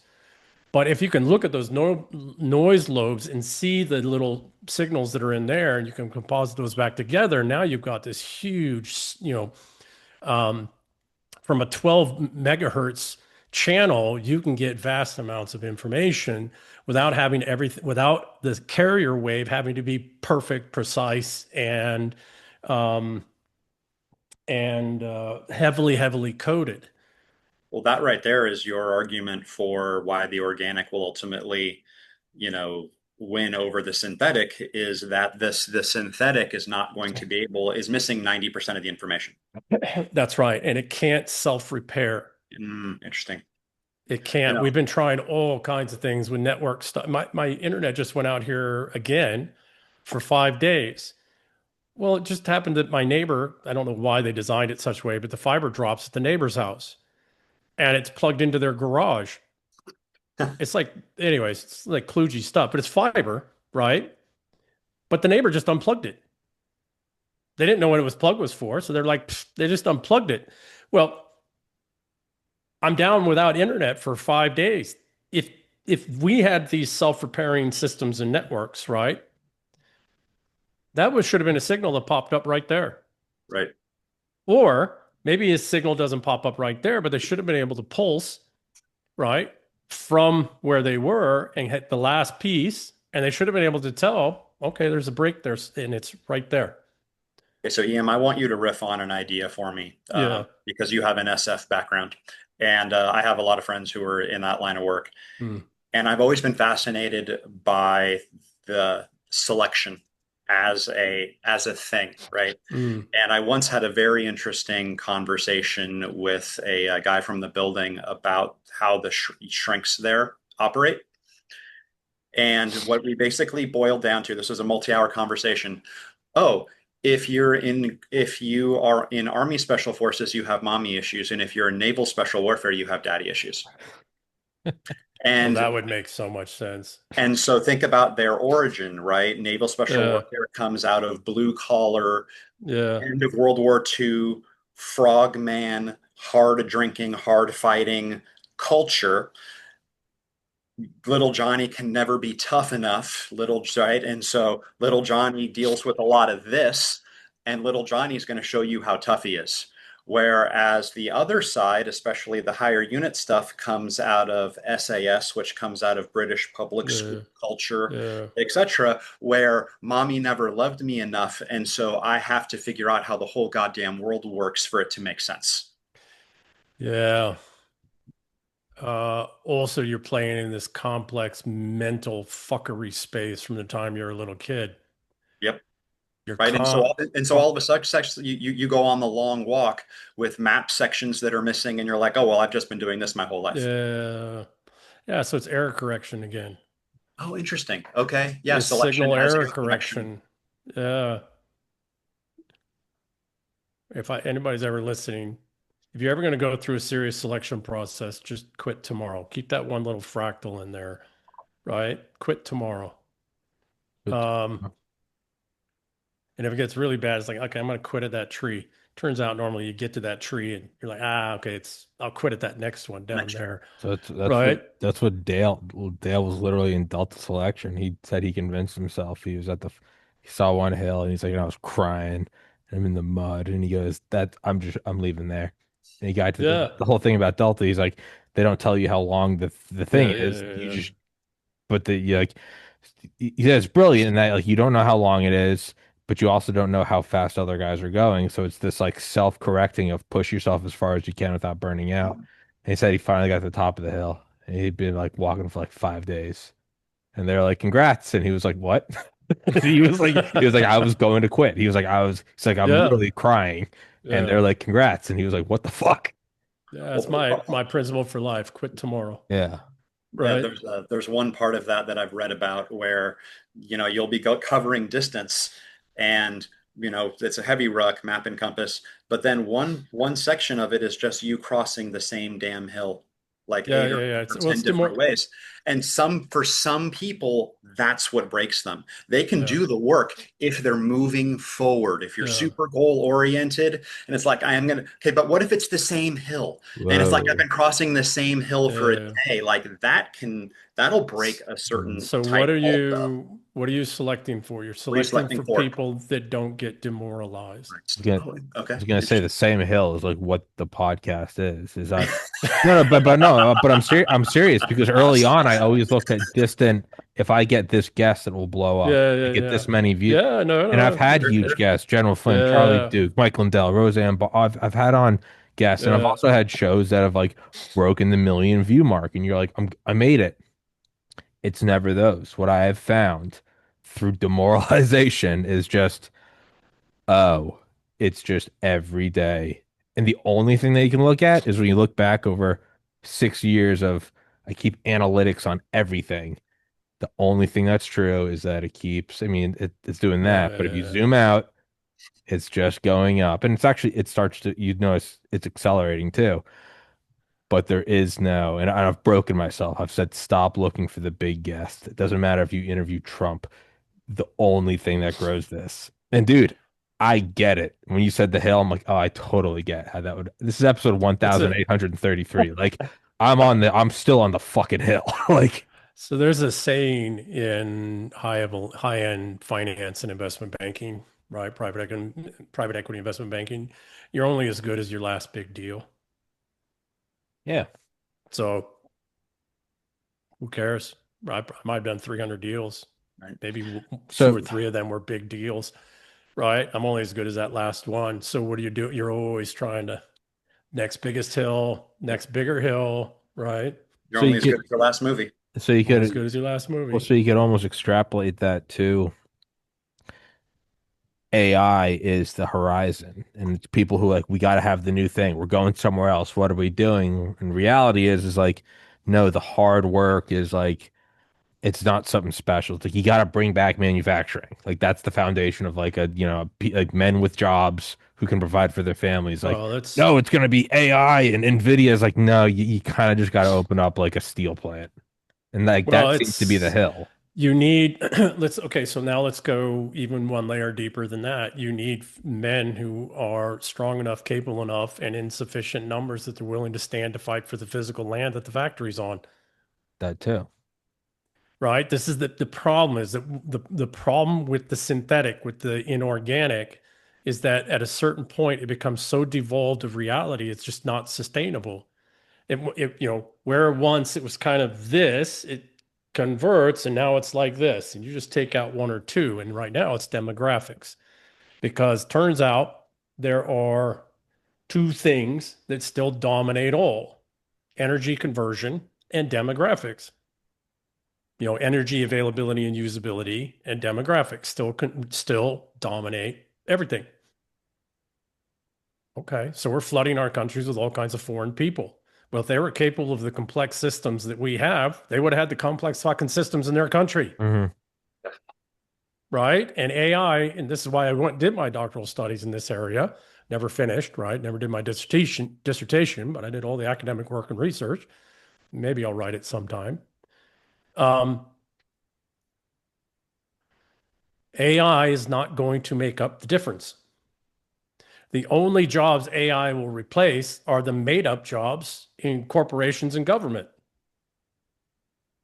That were made up to be dissipative structures in the first place, Correct. right? Because almost most corporate jobs since the end of World War II have been make work programs for college graduates. Correct. Correct. And As college themselves is a make work freaking project. as And all the nonprofits were make work Yeah, projects. we were well, much more Soviet than we pretended. We well, just did it. We just put it. We just did it differently. as the comedian, my favorite, Tim Dillon said, he goes, young guys, full testosterone in Long Island, all of the United States, he's just referring to it. They need to get into a car every day and they need to go to a location and do something for several hours. You can call it the economy if you want, Yeah. but he Yeah. goes, it's that or it's Yes. roving bands of warlords. He goes, you can Yeah. call it whatever you data entry, Yeah. whatever. GDP. No, what it is it's a form of day. It's almost like a fidget spinner where it's like if you leave these guys alone, their primal brain's gonna kick in and they're gonna start going, why don't we just go kill those guys? Like I know how to make a longboat, and I got a buddy who knows how to make swords. And I'm very kind of like a quickly new it war goes, bride. I'm tired of the old one. yeah, no, and it's very I quick. mean, It's like you gotta but have something for it's them to do. dissipative structures, Yeah. right? And I And what's so AI that? is replacing the dog shit jobs that probably shouldn't have been there. would But it say shouldn't have been there. if Yeah. you guys haven't done this deep dive yet, do you guys know of John Taylor Gatto? Do you know that name? I've No. heard the name, but I don't, yeah, I So, can't so place it. he wrote a series. He was a New York City Public School Teacher of the Year several years running, Mm. and this is back in the 80s. He quit his job saying, "I'm tired of being paid to hurt children," and spent years researching the origin of education Wow. as it Mm. exists today. And he wrote several books: "Weapons of Mass Instruction," "Dumbing Us Down," "The Underground History of American Education." And Tommy, to your point, modern schooling was invented with the explicit purpose of taking young men when they are at their most risk-taking, highest energy level, etc., and having them burn up all of that energy for Burn an that extra exist fuel. right, yeah, for an existing corporation instead of going out and founding their own. So it's literally a robber baron project It's that it's was it's that a was rocket. designed. It's what? I was gonna say it's a rocket, right? You have to have escape velocity, but with certain things like the THAAD or Patriot missiles, they'll have them take off and do some spirals to burn off all the extra fuel because they don't need it. Man, if you're in orbit, which is the high ground, which is the power elite, the apex, the whatever, yeah, you wouldn't want guys coming up full of rocket fuel. So have them do a couple circles and then let them just glide in the atmosphere. Yep. I mean, if you look at all of Jeez. this was a Malcolm Gladwell book. The founders of Sun Microsystem, Steve Jobs, Bill Gates, all are born within like 365 days of each other. It's Yeah, just it's fascinating. Like if you were outliers. older, if you were Yeah. older, you were stuck in. If you were older, you already had a family and a corporate job, Yeah. and you weren't gonna found a company. And if you were younger, you were still in school, burning off all your energy. Yeah. Ooh. Yeah. Yeah. It's Outliers. Yeah, I like Brilliant it. book. Yeah. Yeah. Yeah. Yeah. Yeah. No, Tommy, it's just out of curiosity, do you know your Myers-Briggs? Because there's two INTJs on this call, I do not know. I which is have which is no, already no, statistically unlikely. I have no idea what I am. It's No, I'm Tommy. I don't it's know. worth it's worth doing. No, I'm sure it is. I had a fun little moment. I was in a long range rifle class with like 15 students, and it was an advanced one. So everyone had already been through at least a couple, and we're all at dinner, and this topic comes up, and 14 out of 15 people at that table were INTJ. I have no idea what It's I an am. interesting self-selection. mm, Yeah, no, I mean, mm.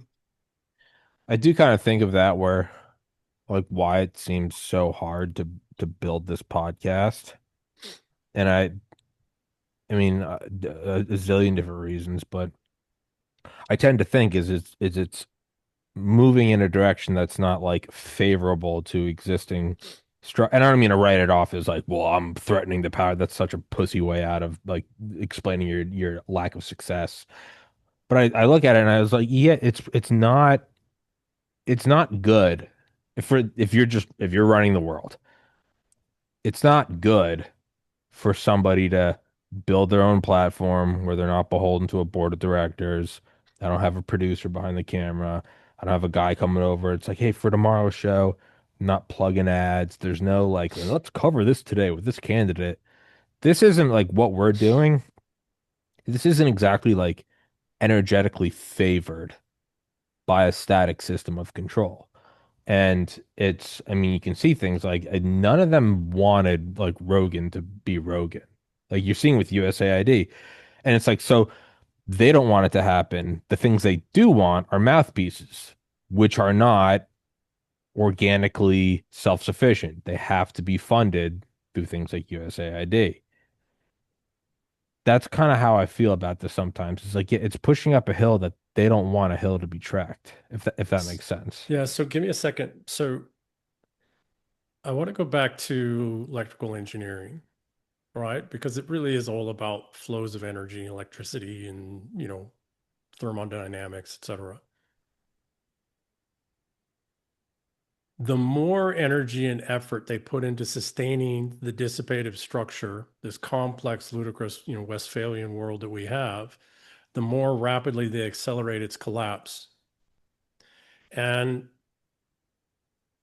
within that dissipative structure, you're going to have new structures that are emerging that in or on the other side of the collapse are going to come together as higher energetically capable processing component pieces of the new dissipative structure that emerges. And that's the same concept of, people like, oh, he had overnight success and nobody sees the 30 years that he worked every single day, he or she before that, right? Like Hemingway didn't come out of the door as Hemingway. Hunter S. Thompson, I mean, he started early, but Hunter S. Thompson been writing since he was a teenager, right? So when I look at your show, I'm watching you and I know you and I, know some of the guests, et cetera. And you are capturing the knowledge and wisdom of two generations before you. And you're capturing it in a way that's digestible and people can engage with, and you're storing it, sharing it. And there's a vast repository of no shit real knowledge and information in there. And quite possibly, that isn't of much value to the current dissipative structure that's coming undone. But it might be of immense value to the dissipative structure that's emerging. And to the younger generations that are coming up behind, they're gonna, they all know education's bullshit. I'm watching it with my teen daughter and, in high school and her high school friends. They all know it's bullshit. They know it's just a game to play. They know how to play the game. They know how to play it administratively, just enough grades, just enough attendance, just Hmm. enough, right? They know how to go in and play the heartstrings and I mean, I've watched it since they were kids, right? They know it's all a game. They're starting now, though, 16, 17, 18 years old, most of the kids around my daughter. They're starting to ask questions, though, right? As they're looking at their, quasi adult life, early adult life ahead of them, they're starting to ask questions. They don't trust any of those other sources, right? So what do we do now? And if we do it, I don't know how old you are, Dominic, but I'm getting close to 60 now. I do it my own generation. I'm like, oh, you want that information? Let me point you to that show. Or let me point you to this snippet from this conversation over here. You can take it from there, but I'd go watch that. From an Right. archetypal point of view, right? Like if you do that fourth turning and Hmm. just, let's pick Star Wars, pick Harry Potter, because they're the exact same story. Young hero, elderly pirate, The swashbuckler type, Obi-Wan and Yoda, Joseph Campbell, yeah. Tommy, say that again. It's Joseph Campbell, The Hero's Journey. Yeah, it's That's yeah, it. hero journey piece, right? And so, Tommy, you're, I think 10 years younger than me. And so it's like, yeah, you're the Luke Skywalker in this story. You have a different job to play. You are not going to make your fortune. You're not going to have value in the old system. And it's so and it kind of, I straddle Gen X Millennials. and Yeah. millennials. I'm born in 78. So depending on whose chart you read, I'm either a Gen X or a millennial. I'm like right on that line. And it's an odd place to be because I was reasonably successful under the old system that's now collapsing under my feet in real time, and so like what's better, what's worse? Is it better to be, and then like I know a lot of 60-year-old guys who are just like, you know what, I'm just going to retire 5 years early, bye. Uh, Or are you 20, better to be 25 and go, oh, well, there's no future here. See you later. It's kind of odd to be in the exact middle where it's like, I've already paid my dues in this thing and now it doesn't matter. So like it's an interesting to think about that from an energy dissipative structure system is that's going to be an interesting thing to think about. so go back to Patton and McCarthy. Well, not MacArthur. MacArthur was older, but go back to Patton, go back to Eisenhower, Clark, Montgomery, all those guys. They were in the same place. They were middle-aged. They had put in their dues. They were getting closer to retirement, although guys normally went much longer than before they retired if they were serious about it because they didn't make much money and they had a better standard of living if they just stayed in uniform for 40, 50 years. I mean, MacArthur finally retired out. I think he had 50 some odd years in uniform, right? Um, There's a line, I love the line. I think it's one of the best movie lines ever in The Last Samurai when Katsumoto and Algren are standing up on the hill. And I don't remember what Katsumoto says, but Algren looks and says, I think a man does what he must until his fate finds him. Come on.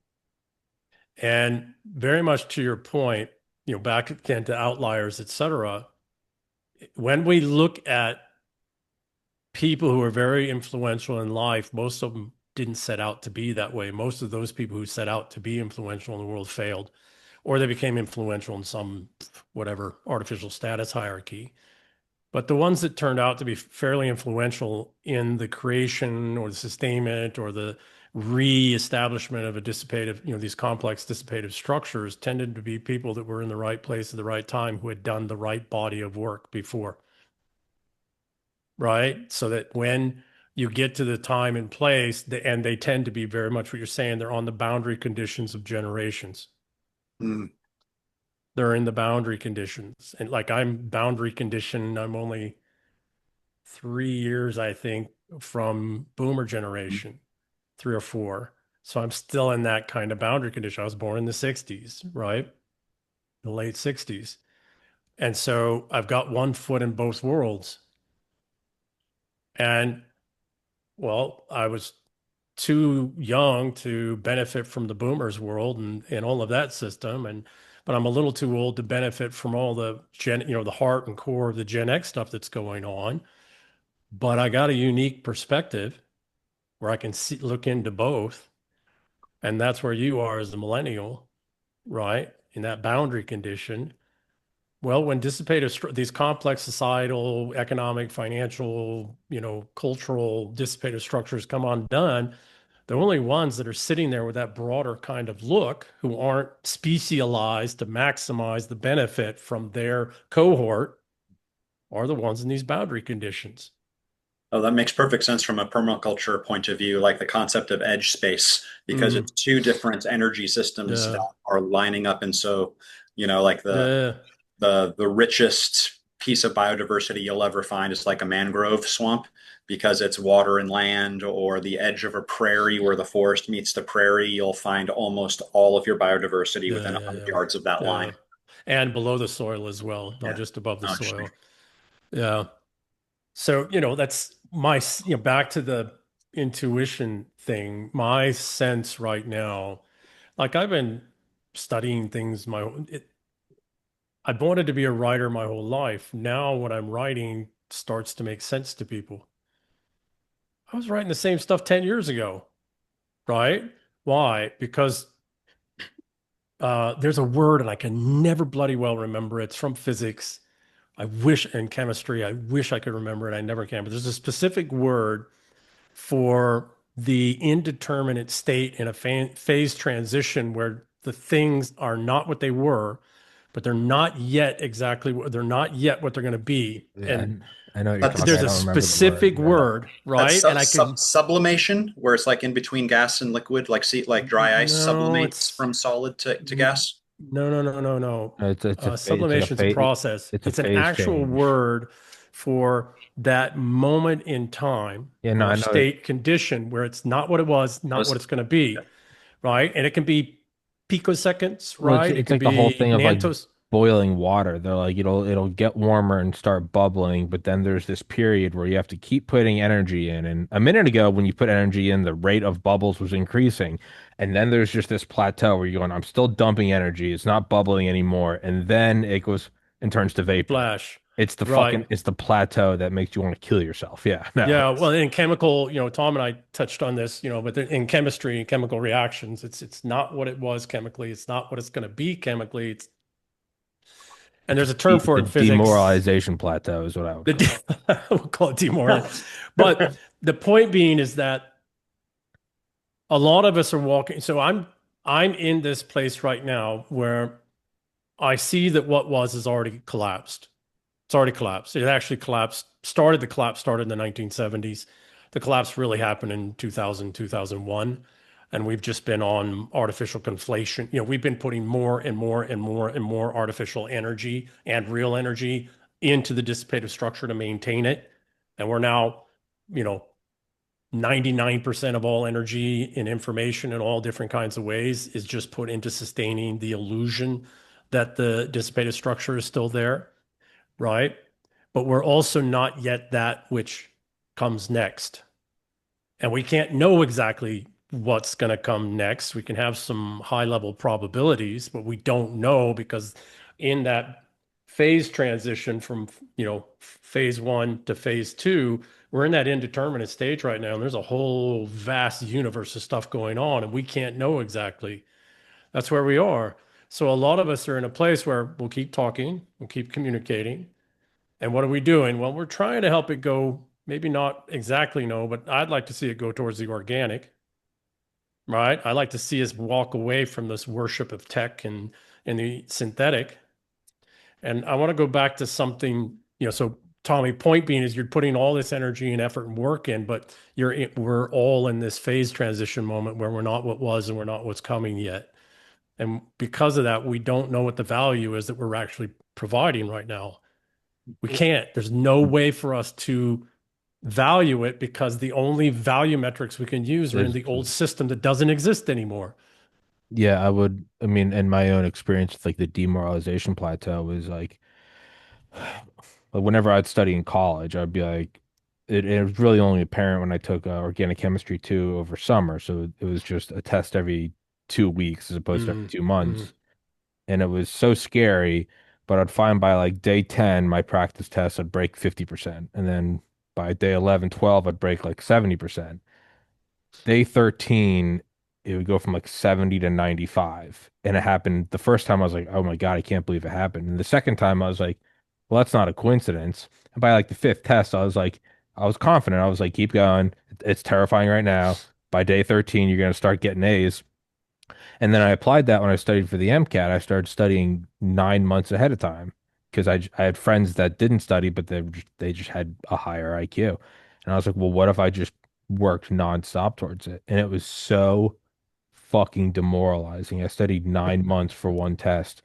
The first test I took in like September 2012, I got like a 50%. By May of 2013, I was getting like a 55%. And I was like, well, I'm just not going to be a doctor. It's not going to work. But I just told myself, I was like, I have 1 month left. And instead of it being a 2 week period where it's the last day, I was like, maybe it's just like the last week. But I was essentially like, I was like, yeah, I mean, I don't fucking know what to do. The That's where last we all week, are. my Yeah. practice test went from like 50th percentile to 96th percentile. And that's how I got into med school. And I always look back at that. And so even with the podcast, so that was a 2 week test, extrapolated out to 9 months. I draw back on not just those two things, but also the gap in between. I draw on that a lot for inspiration with the podcast. So I'm like, well, now take it further. What if it's a 9 year test? Well, it might not start to work until 8 years and 10 Yeah. months. And that's what I tell Yeah. myself so I don't jump out this fucking window. But that's what and so extrapolate even more. Well, how about not like a 9 year podcast? What about, I don't know, a 90-year phase change from the old Yes. empire to whatever the new Yes. shit is? Like, it's Yeah. been 80 years since the last World War. Like, Yeah. maybe we're in this weird, Well, it's you can't keep going or you have to keep going. It doesn't matter what you did in the past because you have to keep going, but you have a feeling that if you will break the demoralization plateau. Like you will Oh, break through. Tommy, you're describing a selection event, Yeah. right? yeah. Like, back to, our Yeah. conversation a few minutes ago. This is, you could probably look at this time and Just all keep, of our yeah. individual projects as a selection event. Yeah. And Yeah. it's You don't happening know at when a, you don't know yeah. when it's going to end. You don't know how fast anyone else is going. You And don't it's a know the timestamp. planetary thing. It's way bigger and way more complex, but the broad theme is there. Yeah. They And it's sent me just past keep that tree going. 5 freaking times. I don't want to go past that damn tree again. Well, then you just get I to a get my point of point. anger. Damn it, I'm going back past that tree. Um, I Yeah. want to put one thing into the time thing, if I might. Okay. The saculums have this roughly 80 to 100 year cycles, right? And there's a 20, 25-year period that's the phase transition, right, to the next saculum. But when you're doing a regime system change, that's 5 saculums. That's about 400 years. And it takes the entire saculum for the phase transition to the next regime. Oh, interesting. So Okay. we're at the end of, World War II was the beginning of this saculum, roughly World War II, just before.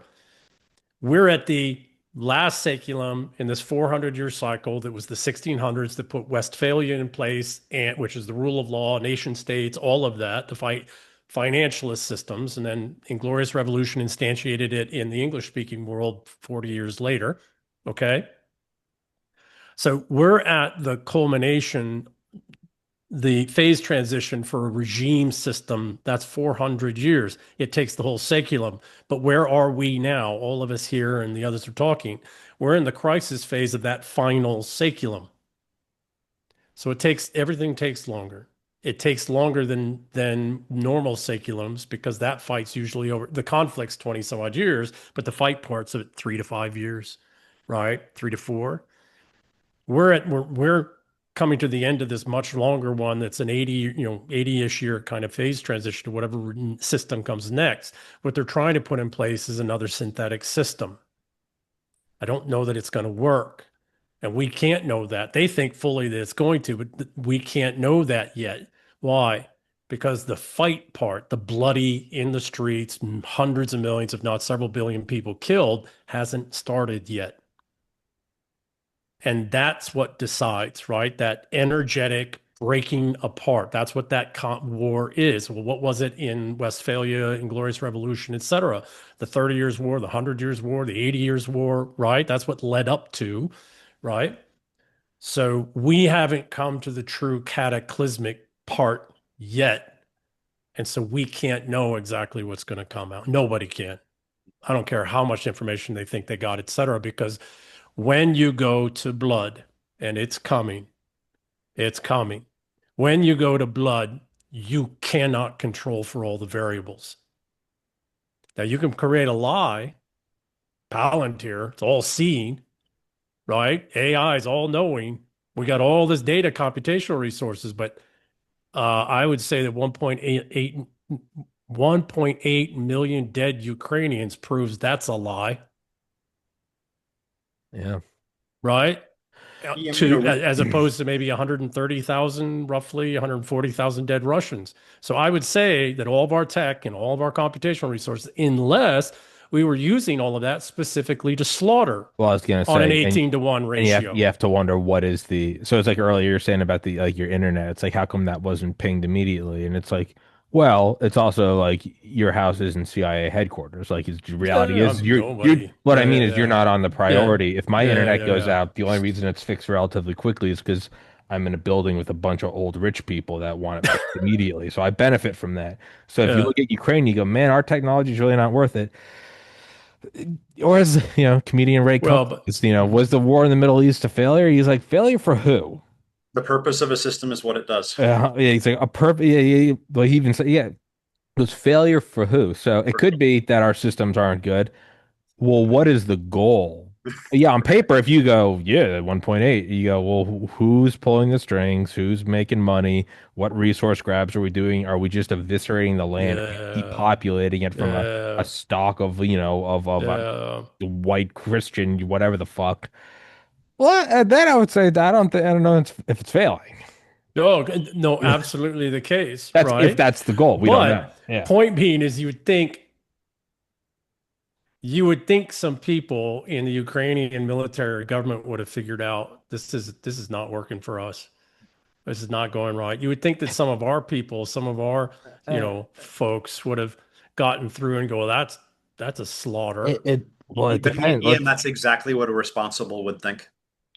Yeah, well, that's the problem, That's isn't the it? Yeah, problem, I don't. right? Yeah, and Well, the more I try to think like resentful, I just can't. I don't. I mean, I'm in their head. I get it. I was born to one, and then I went and married but another one because I needed the double lesson. but what if But you're in here's the the thing. What's that? what if you're in the Ukrainian military? You're not cannon fodder, and it starts to dawn on you that this is what's happening. You go, oh, they didn't want to win. They're just meat grinding everyone. Yes. You wouldn't be wrong to think, well, if they're willing to kill 1.8 million, what am I if I start talking out? You might, and it's not Well, noble, it's they're not shooting them. respectable, but in We have terms of videos of their own men shooting them. Anybody who tries to when you leave start to or realize the whole yeah, thing's yeah. fucked, are you gonna start going, oh wait, why am I gonna speak up? Now, morally and ethically, you should. but you might go, oh, they're willing to kill what the fuck am I? So this is why, okay, so you're It's all right. I'm totally, just saying totally I solid get I point. get it. So here's where I think their calculus has been fundamentally wrong, right? And the other piece is you still need men to fight the wars. Turns out the tech doesn't work on its own, and it only works so well. And there's counters, and every time you come up with something within a day or two, there's a counter, and that accelerates, right? Same thing with biology and your immune system, et cetera. Um, the reason we are all in that final crisis phase of the final saculum of a 400-year regime system, got it, great. We can't know how this is going to go because the information about the slaughter in Ukraine is getting out. No matter how much energy information they're putting into it, they're not able to repress it. It's just, keep that informational lie going. Do you think people like me are going to ourselves, war fighters or our sons, that we're going to ourselves go in and fucking fight for these motherfuckers that just did this to the Ukrainians accidentally or on purpose? Doesn't matter. Yeah, It happens. they're both bad explanations. So you think I'm gonna let my son go fight for that? I don't have a son, but you know what I mean? Yeah. It's like we're gonna no no no no no no. You're not going to slaughter us like that. We will come there's a much easier, Yeah, much shorter fight. I'm coming for you. yeah. And Yeah. oh, by the way, that's what I hear more and more, right? And I'm hearing it in countries you would never think. I I'm not hear here in the UK yet, but I France. I Yeah, hear it sorry, from go a ahead. lot of guys on this show, and I always have to clarify. I'm like, hey, I get that. I'm like, you can't say that on a show. I can't have the FBI come in my door again. But like, and I But say again, but like, isn't that its own energy dissipative structure? Like, absolutely. Yes. yeah, and while I was reading your Yeah. book, I kept having this, you're talking about, okay, here comes the blood, right? Yeah. Well, why does it have to keep coming? It's because that's the only environment where lying is a self-correcting That's issue, exactly right. right? It's like Yeah. the resentfuls and all of their abstractions, et Yeah. cetera, will not survive war because war is the ultimate arbiter of truth, and it doesn't matter who's right, it matters who's left. You can say whatever you want to, and people can believe it all they want to until you get punched in the face for it. Yeah. So Clausewitz said this a couple hundred years ago. Clausewitz, and I paraphrase because I don't remember the exact, and it's pieced together from multiple things, but this is what he basically said. If you boil it down, Clausewitz said that war is the inevitable result of civility. Yeah. So to that point, one of the things that I have written, I wrote a script about dueling in Mm, 1850s New Orleans. And I think mm, one of the things that we're missing in this whole conversation, because it's gone from our culture, is that once upon a time, if you lied bad enough, someone could shoot you in the face. And that the American government did not have a monopoly on violence until well after the Civil War was over. If you wanted to be a part of the polis, if you wanted to be a man in the government, someone could say, I think you're full of shit, and let's do swords at dawn. And I think that was a very interesting governor on the resentfuls. yes. Um, you know, So and I said this a lot for a long time. Legalize dueling, and a whole lot of people get offended about a whole lot less shit, and things will start working again. Mhm. Now, it'll work for a time because kind of the point of my script was what happens when that system that's already existed for separate seculums, when it falls apart and it becomes a tool of the existing power structure. And, they hire people who are so good that they win all the duels, et cetera, right? Like, and every system can be gamed, but right now the pendulum for us is way, way, Yeah, way yeah, over yeah, here. And it would be yeah, nice if it came back a little bit. yeah. But Completely agree. yeah, Yeah. something I wanted to talk to you about your book. Mm. Um, so like, okay, you have the speculum, right? And you can kind of think of that as spring, summer, fall, winter. Second half of your book about lines of effort.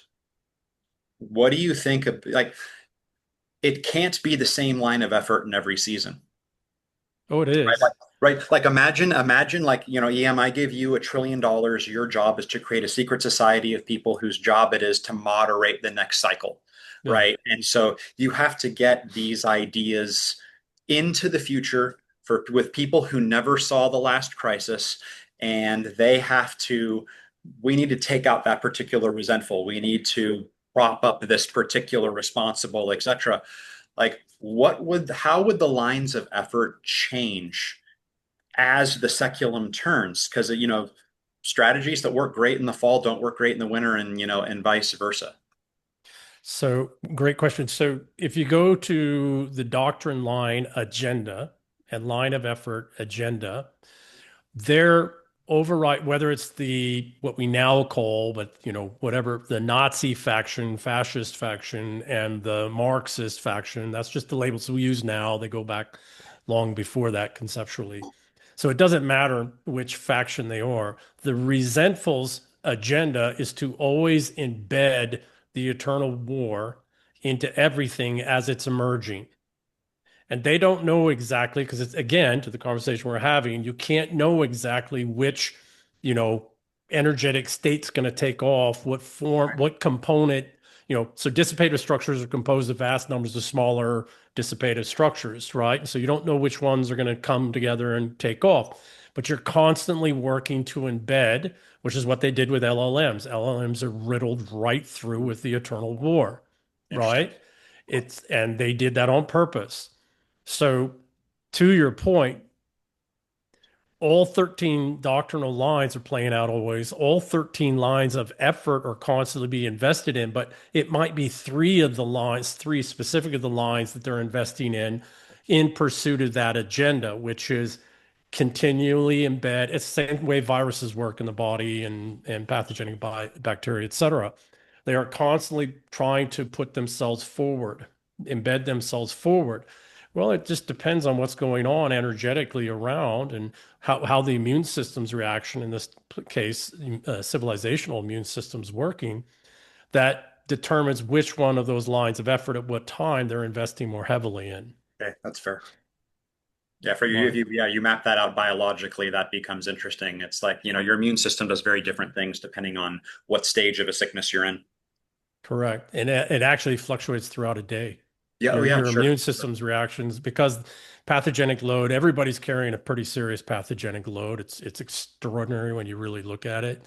And our immune systems are in this constant, they're in the eternal war. That's actually where I took the book from, was studying the pathogens, et cetera, going as back as far as I could. I love the parasite theory of of disease and sociology. I think is really interesting. Societies that had high disease loads were significantly more xenophobic than those that didn't, because they paid a significantly higher price when strangers came into town. So so roughly, and who knows exactly, but let's just use the numbers they say. So roughly 2% of the genome codes for Homo sapiens sapiens, which is what we are, right? 8% code for viruses. So 4 times the amount of genes in our genome code for viruses than code for human. I suspect, and so that's a whole lot of viral behavioral genetics in there. I suspect that resentfuls are people that have certain viral-like genes turned Mhm. on Interesting. that then develops, cellular neurological psychometric neuropsychometric systems, psychology that behaves like viruses. And so, like, yeah, if there's a viral root to narcissism, Yes. like, wouldn't Yeah. that explain? I'm fascinated by narcissism because the word itself is like 2,500 years old, predating what we would call Narcissus. science, et cetera, et Yeah, cetera. yeah. And the brilliant insight to me, and a lot of people misunderstand this. It's not that he didn't fall in love with himself. It isn't an issue of too much self-love. He fell in love with his reflection. Deflection. And like, having a narcissistic mother who is creating fake worlds out of self-hatred creates interesting byproducts, It's a and self-referential. Yeah. yeah, when isn't Yeah. it, and look, it's been with us for 2,500 years. Well, It's just like I it's think the far, eternal far, war far long. goes, Yeah, far, yeah, yeah, no. way, So way, way, way when back. I look at these behaviors, if you look at like people should really study how Candida works. It is ludicrously sophisticated. And you do something, we try to remove Candida for somebody who's got a pretty serious load. Candida will adapt itself and send up all kinds of different signals through the gut brain axis, et cetera, that will drive the person to impulses that will then feed the candida. Yep. And we can remove two or three of the addictions to different things, and candida will just adapt and feed some other signal that indirectly gets the same inputs into the body. And like there's some heavy metals that we try to, remove carefully from the body. And candida needs that metal in the body because it uses it for bioelectric signal processing and the toxicity. It survives and thrives off the toxicity of the metals. So when we try to get rid of the metal healthily, the candida will flare up something, and then somebody's got, rheumatoid You gotta arthritis go. out of You nowhere. gotta go get some medication that has XYZ as a Yeah. byproduct So or it's You'll contaminant. start licking rocks because your brain's exactly, instinctive. or eating, trying to eat them. So point being is that, we're carrying these massive pathogens in viral loads in our systems. They are ludicrously sophisticated. They've co-evolved to hijack our systems for a couple billion years. They're 4 times the amount of the genes that the human that codes for humans. It's a ludicrously complex system that if you study viruses and the way that they actually function, and then you look at humans and human communities and human groups and human society and all of that stuff, you're like, yeah, that's just like this portfolio of viruses that work. And that's where the whole concept, the idea of the resentfuls really came from. And I've been looking at this since my own mother, since I was a child, right, trying to figure this stuff out and looked at all these things. But again, I suspect that these narcissists, sociopaths, psychopaths are individuals that have certain viral genes turned on. And they probably had them turned on since birth because you can see them as little kids. People talk to, oh, this is created. I'm telling you, you watch as little kids. By the time they're 2 years old, 2.5 years of age, if you're watching, you can start to see the behavior. By 4 years, it's so obvious. I also have to wonder how much of this is diet and during pregnancy. I once had a really interesting conversation with Toby Hemingway, who wrote the book Gaia's Garden, Mm. and he was talking about the Cain and Abel story from a permaculture point of view. And so Cain is a farmer, Yeah. right? Farming is extractive. Yeah. Yeah. Abel is a pastoralist. Yeah. It's regenerative. God found Abel sacrifice worthy. He did not find Cain's sacrifice worthy. And EM, I think one of the most interesting things about your book is that you did a little bit of alchemy there, where if all you did was talk about resentfuls and responsibles, like you recreated the Cain and Abel story. Yeah. The introduction of adoptables as a class is a precipitation out from a binary into a trinary. It makes it a left brain, right brain problem and makes it a brainstem, midbrain, neocortical Yeah. problem. Yeah. Yeah. And so, I wonder how much of this is not just dietary, like in the narrow sense, but how are you treating your soils? What is your relationship with animals? How does all of that work together from like a nutritional point of view, an epigenetic point of view? I think I think there's I got to think be that something only big. works on the adoptables. Terribly sorry, I didn't mean to. No. I think it That only would be an works on the interesting point. Yeah. adoptables. I think Okay. because the more Okay. I've looked at this, the resentfuls just seem to be that way, and it makes sense evolutionary. In an evolutionary sense, you need a forcing function to force you to continue to evolve, Sure. even as single cells, right? Because in single cells, you can look at black smokers, with all the life that are around these black smokers in the bottom of the ocean, et cetera. But the point being is, when you are communities of single-celled organisms, this is before multicellular bodies.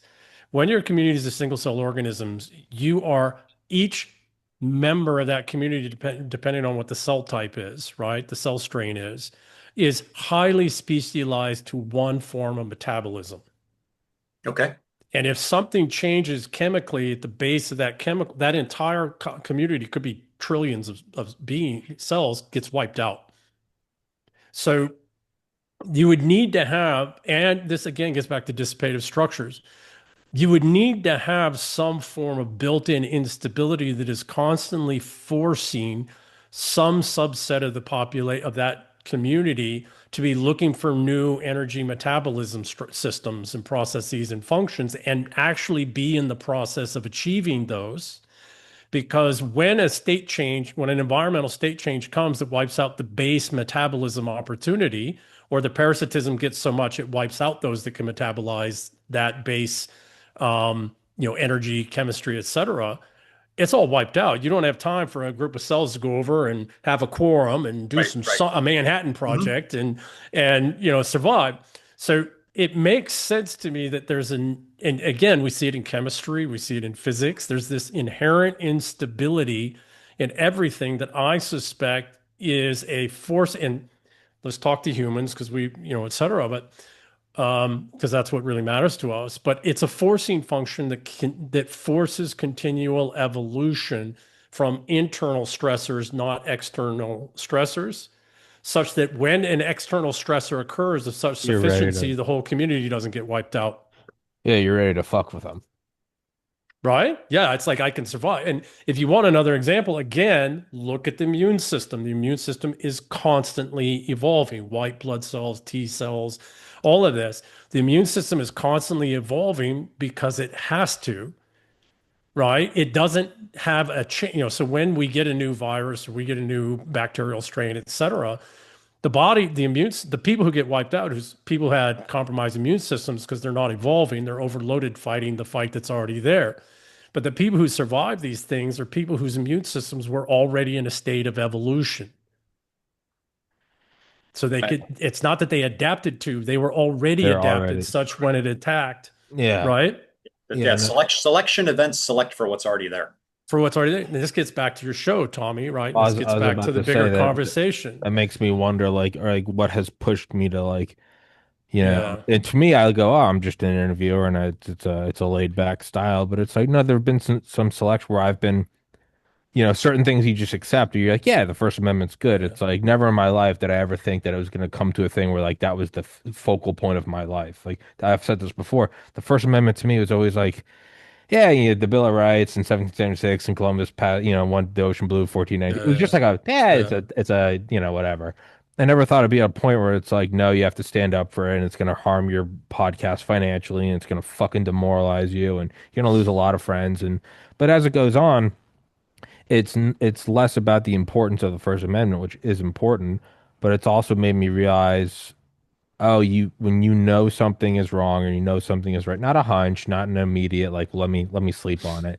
When you know something at your core is wrong, you have to stand up to it right then and there. And that doesn't necessarily mean it's going to work. It doesn't mean, and in this case, it did by the grace of God somehow ended up working. But I look at that and it's like, no, that taught me to plant your feet when you know it's the right. And sometimes it's not as like, poetic as free speech or, vaccinations that are hurting people. It can just be, yeah, sometimes I'm just like, yeah, I don't like the way this person's talking and we're off air and they're kind of being a cunt. And whereas I used to be kind of a pushover and be like, well, I need the guest.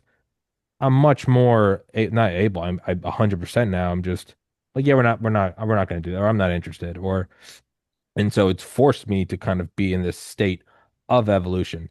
So when change ups come, whoever and whatever the fucking next thing is, the next COVID, the next Ukraine war, the next whatever, I'm already at a point where I'm like, yeah, it's going to be a perturbation to the my balance, and it's going to suck.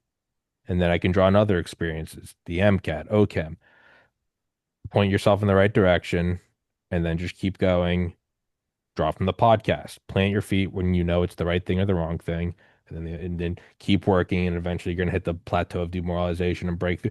But it's all these sort of like self-evolutionary systems that it's not that I've adapted to whatever the next psyop is, whatever's the next COVID thing where there's misinformation and it's a reason to restrict your civil liberties, whatever the fuck it is, you're already in that kind of adaptive mechanism. And then so biologically, but then you have to start zooming out and go. So I look at that, and then when it happened, I went, "That was awful." The censorship, the blah blah blah. Hindsight, I go, "I'm happy about the what I like to think is the man it's made me now." Well, then you have to look at, and yeah, I know you touch on this. Then you have to start looking at like psychopaths and narcissists, and go, after 10,000 years of like coevolution with them, are we not a more Millions. robust society? Are we not a more robust like species. And then no, then also it's like, what happens when some aliens roll up? We might start being like, hey man, we've been fucking killing each other for 1 billion years. Like, you bring it on. We don't give a fuck. So, well, so then you have to start asking, are these viruses, are these things, are they even bad? And they're bad in that they're bad, but We got to fight are them. they?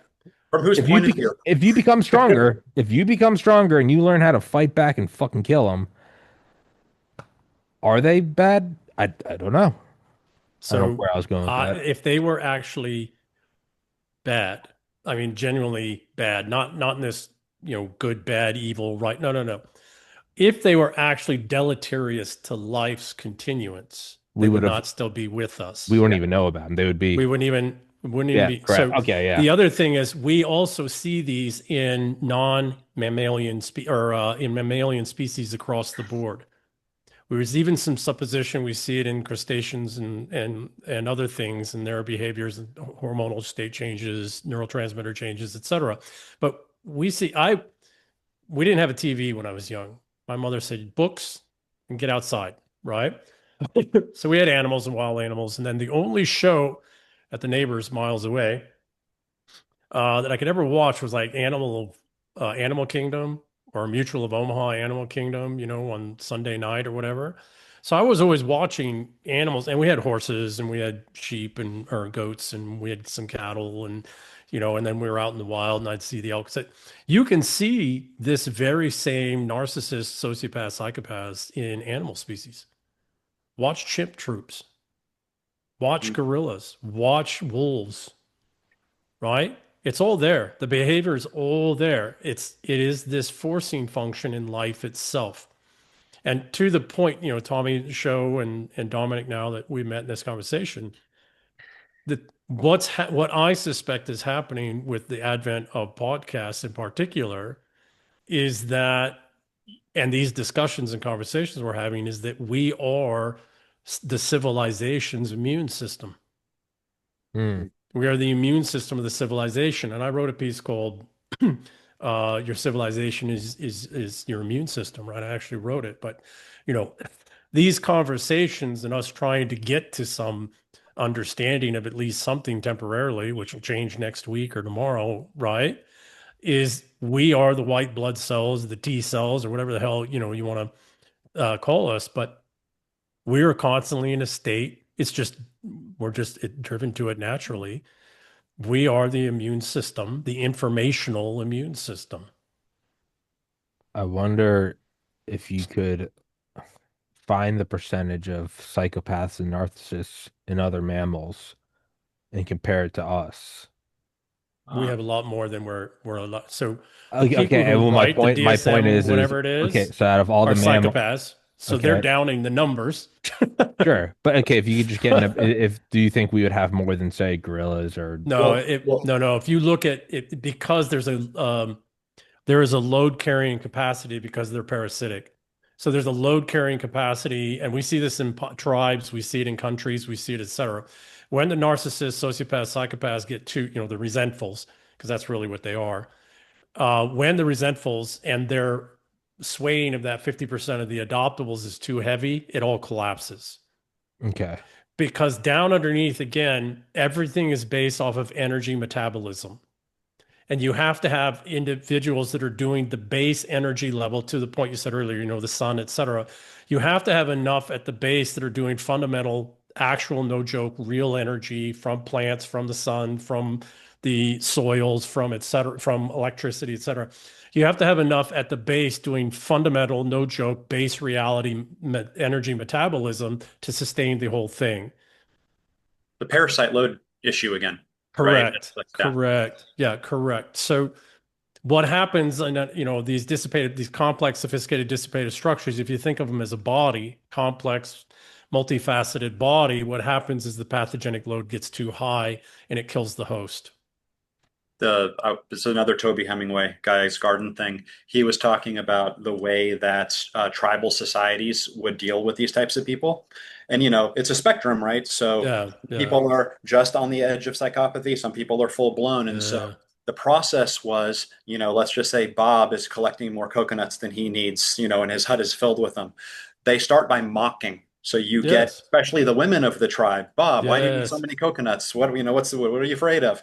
And if that mocking would continue, if that didn't work, the tribal elders would come give him a legitimate sit down. And the moment Bob started recruiting the dumber members of the tribe into collecting coconuts, you're dead. Yes. So what happens when you have an estrogenic society where women are in control of the assets and women are in power and control either openly or behind the scenes, and they are increasingly resentful, sociopaths, psychopaths, narcissists. Hmm. I think that there was really something to witch burnings from like a real parasite load cyclical point of view. I think if you took a bunch of Germans from the 1500s and brought them into today and had them look at like trans Twitter, they would start, making giant piles of wood. Yes. And I don't disagree with them. No.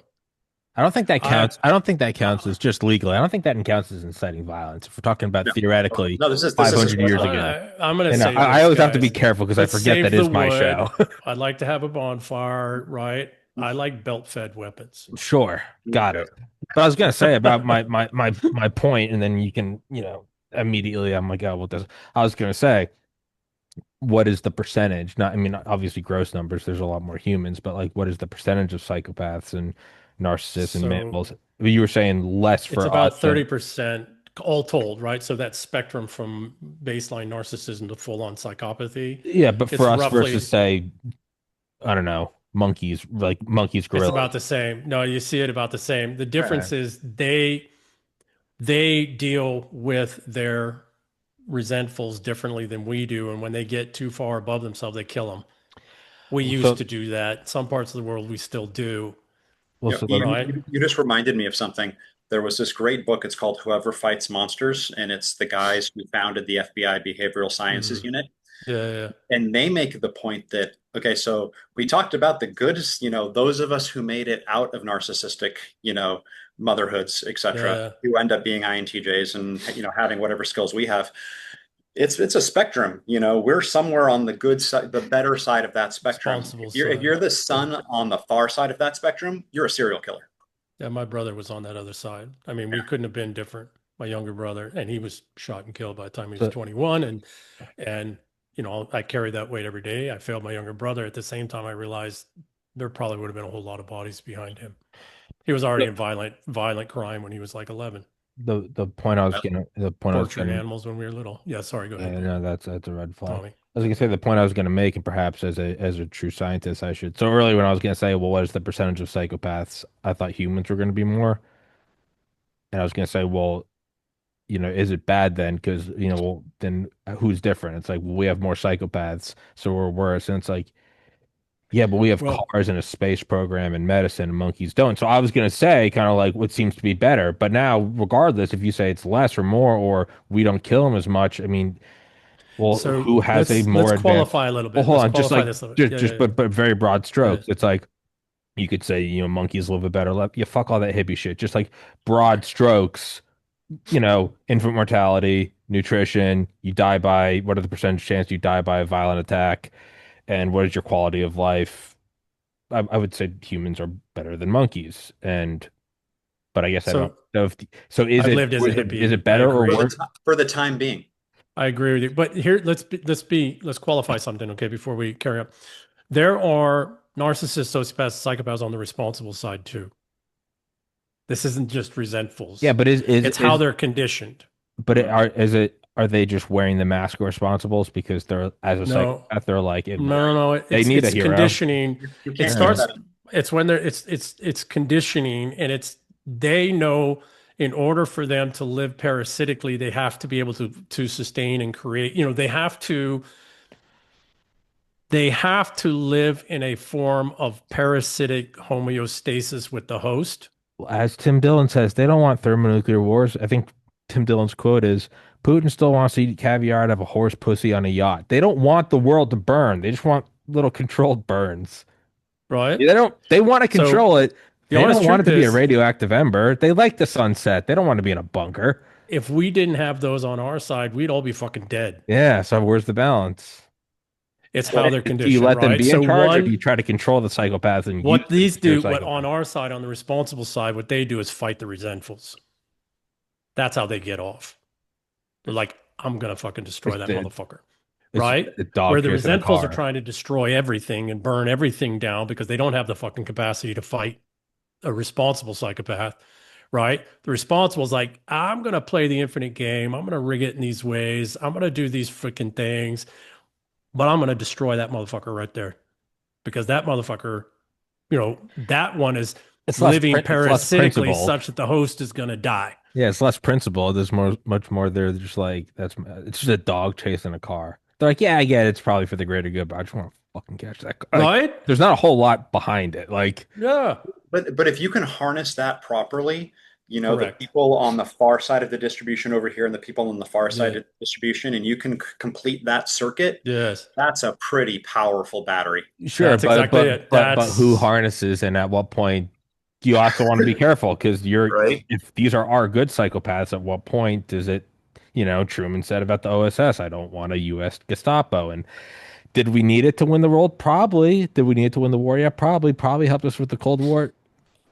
I would say it's kind of the acid's boiling out of the beaker now. shouldn't have done 1947. 1947 That's should what, be a year that's what I mean. It's well, but like, so how do you that's what I write control it? about in the Eternal War. That's systems. That's the doctrine and line of effort systems. What do When they does the do? battery start fucking leaking That's acid and right. So killing what do the everyone? resentfuls do? The resentfuls figure out how to mimic a responsible in that system because the system is the image. It's right? Nobody's looking at the individual really. They're looking at the system.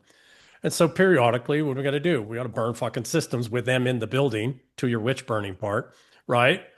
But there's other times where we need to look at and go, okay, I need that psychopath over there to be in those positions of control because we need to go burn those psychopaths out of these fucking organizations and institutions, right? But to your point, that's why psychopathy is conserved from an evolutionary perspective. It was Yeah, if it was 100% bad, it would have been. it would not be here anymore, or we wouldn't be here. Correct. And there are times when the environment, so let's go back. There are times where the change in the environment is so substantive in the community, the adoptables, whether they're cells or they're, multicellular bodies, et cetera, are not desirous of change and they need to be forced to it in order to survive, right? So like where we are right now, the parasitism is so great, so vast, the host is dying. It's in hospice care right now, to be quite frank. That doesn't mean the host is going to die. Maybe not. But the honest truth is we need freaking narcissists, sociopaths, and psychopaths on the responsible side to go to war. And, a antiviral, anti-parasite war. And EM, I think uh, to your point, maybe like I had this thought while I was reading your book. The resentfuls create a situation where they make the world so shitty that the responsibles become resentful of the state that they're forced to live in. Temporarily. So I looked Temporarily. at that. Yeah. But However, the responsibles, they can't get too much. Now, the responsibles can get so overloaded that they got to pull back to the castle and protect what they can do in the castle.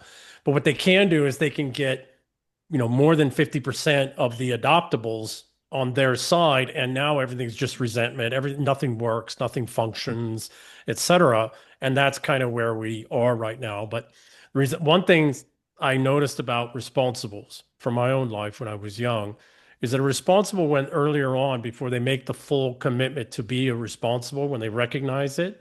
They can get into a place of resentment where they're just looking at everything. It's like, this is just too much. I don't, should I go ahead and join the resentfuls and chase wealth and fame or whatever the hell it is?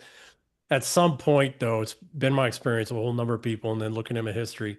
At some point, some event will happen and they'll realize, yeah, I don't want to be like those motherfuckers. I'm going to do this the hard way. I'm going to go I'm going to be on this side, fully on this side, and I'm just going to go ahead and commit to that, even if it means I don't make the wealth and I don't have the fame and or the recognition. I don't want fame. That's for resentfuls, but even if it's the harder, steadier path that doesn't give me any of these artificial status hierarchy kind of wins, I'm still going to do that because it's the right thing to do. Yeah, Yeah, and your brain rewards you dopamine wise. Like Correct. that's the Serotonin, interesting piece. Like, norepinephrine. yeah, Yeah, how do you well, make it through selection? Well, you better have a brain that rewards you for going through selection. right. And that's like talking about like what I always talk about, like just how easy I think it would be if I had no soul to expand Ah! this podcast. Oh my God. Like I just the fucking like the dirty tricks, the gotcha fucking the edits you could do, most of it would be illegal. But like I look at it, I'm like, it's not for lack of like know-how. Like I know how to like make a car bomb out of this thing. But there is part of me that's like it's the wrong thing to do, and I have a soul and part of my brain or whatever the fuck. But then it's also actually deeply selfish. And I mean this. Best sleep of my life has been the last 5 years, knowing that I don't ambush people, knowing that I let people come on who I disagree with. And sometimes it's just about we disagree whether or not fucking Woodrow Wilson was a good president, or we disagree with, Trump versus Biden. And then things like, the doctors coming on talking about the side effects from the vax or whatever, having on people that are like, we shouldn't be in Ukraine. I've had on Ukrainian refugees who watch the episode I do where I'm like, we shouldn't be in Ukraine. And they're like, yeah, I'm biased. And then they tell me about it. Then I go, okay, well, this guy's got a life. The last 5 years of my life, best sleep. And I mean that awesome. seriously Awesome. because I just laid it and I'm like, I'm not cheating on anything. I'm not, am I making mistakes? Yes, absolutely. Am I knowingly and consciously like cutting corners? And I go, no. And I'm actually kind of surprised at it. So at the end of that, it's actually, and I would like to wrap it up in like, I'm doing the noble thing for a better tomorrow. But I'm like, no, honestly, dude, there's like a slight kind of tranquility in here of where I go, I know I'm trying to do the right thing. And I really, you just feel bad. So I don't know, maybe I'm just on like a natural cocktail of endogenous endorphins. I'm just fucked out. Maybe I am Hunter S. Thompson, just fucked up right now. But it's on feel good chemicals and it costs me nothing. So I wonder how many people are like you were saying, yeah. Like I look at it and I see some of the people, it's some of like the shows I've gone and I'm just legally I won't name any, but some people I talk to, I'm like, oh, I could run the scam they're doing so much better. I mean, I'm 35 and I legitimately think if I just like had a lobotomy and removed the part of my brain, I legitimately think I could be like a millionaire before this year's out. I'm not even fucking kidding. I just I don't think I'd be able to look at myself in the mirror. I don't think I'd ever want a moment of silence where I'm alone with my thoughts. And then you go, well, what's the price of that? And I go, I think it's actually I think the piece is priceless. So Well, that's it's like I am selling my soul, but it's just the highest bidder, and the it's highest the bidder difference, happens to Tommy, be like though. ethical. It's a There's a difference here, right? And this took me a long time to really recognize. Um, they don't have thoughts. they're just That's why they can do what they do. automaton. They just They don't have thoughts. fucking nuke the village. Who cares? They're just Reactive. they're just reactive. They're just low level metabolites chasing the easiest energy conversion metabolism, Hmm. right? And that's the difference. The difference is people on the responsible side, whether they're adoptables or full on responsibles, we do have thoughts. We do we do continuously error correct.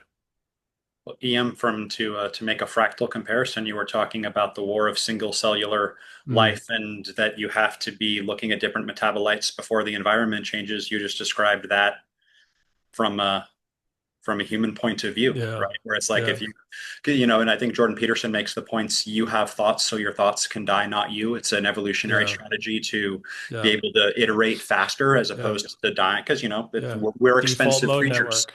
Yeah. Yeah. It's how the default mode network is constantly running scenarios and paring things away. And this is the problem we have with guys, people with guys and gals, but people with brain injuries is you lose the inhibitory neuron, substantive amount of inhibitory neurons, usually in the corpus callosum, which is 90+% inhibitory neurons. And so what winds up happening is things, and roughly 85% of people in the modern world have one or more brain injury and don't know it. And that's from extrapolation from CDC numbers, right?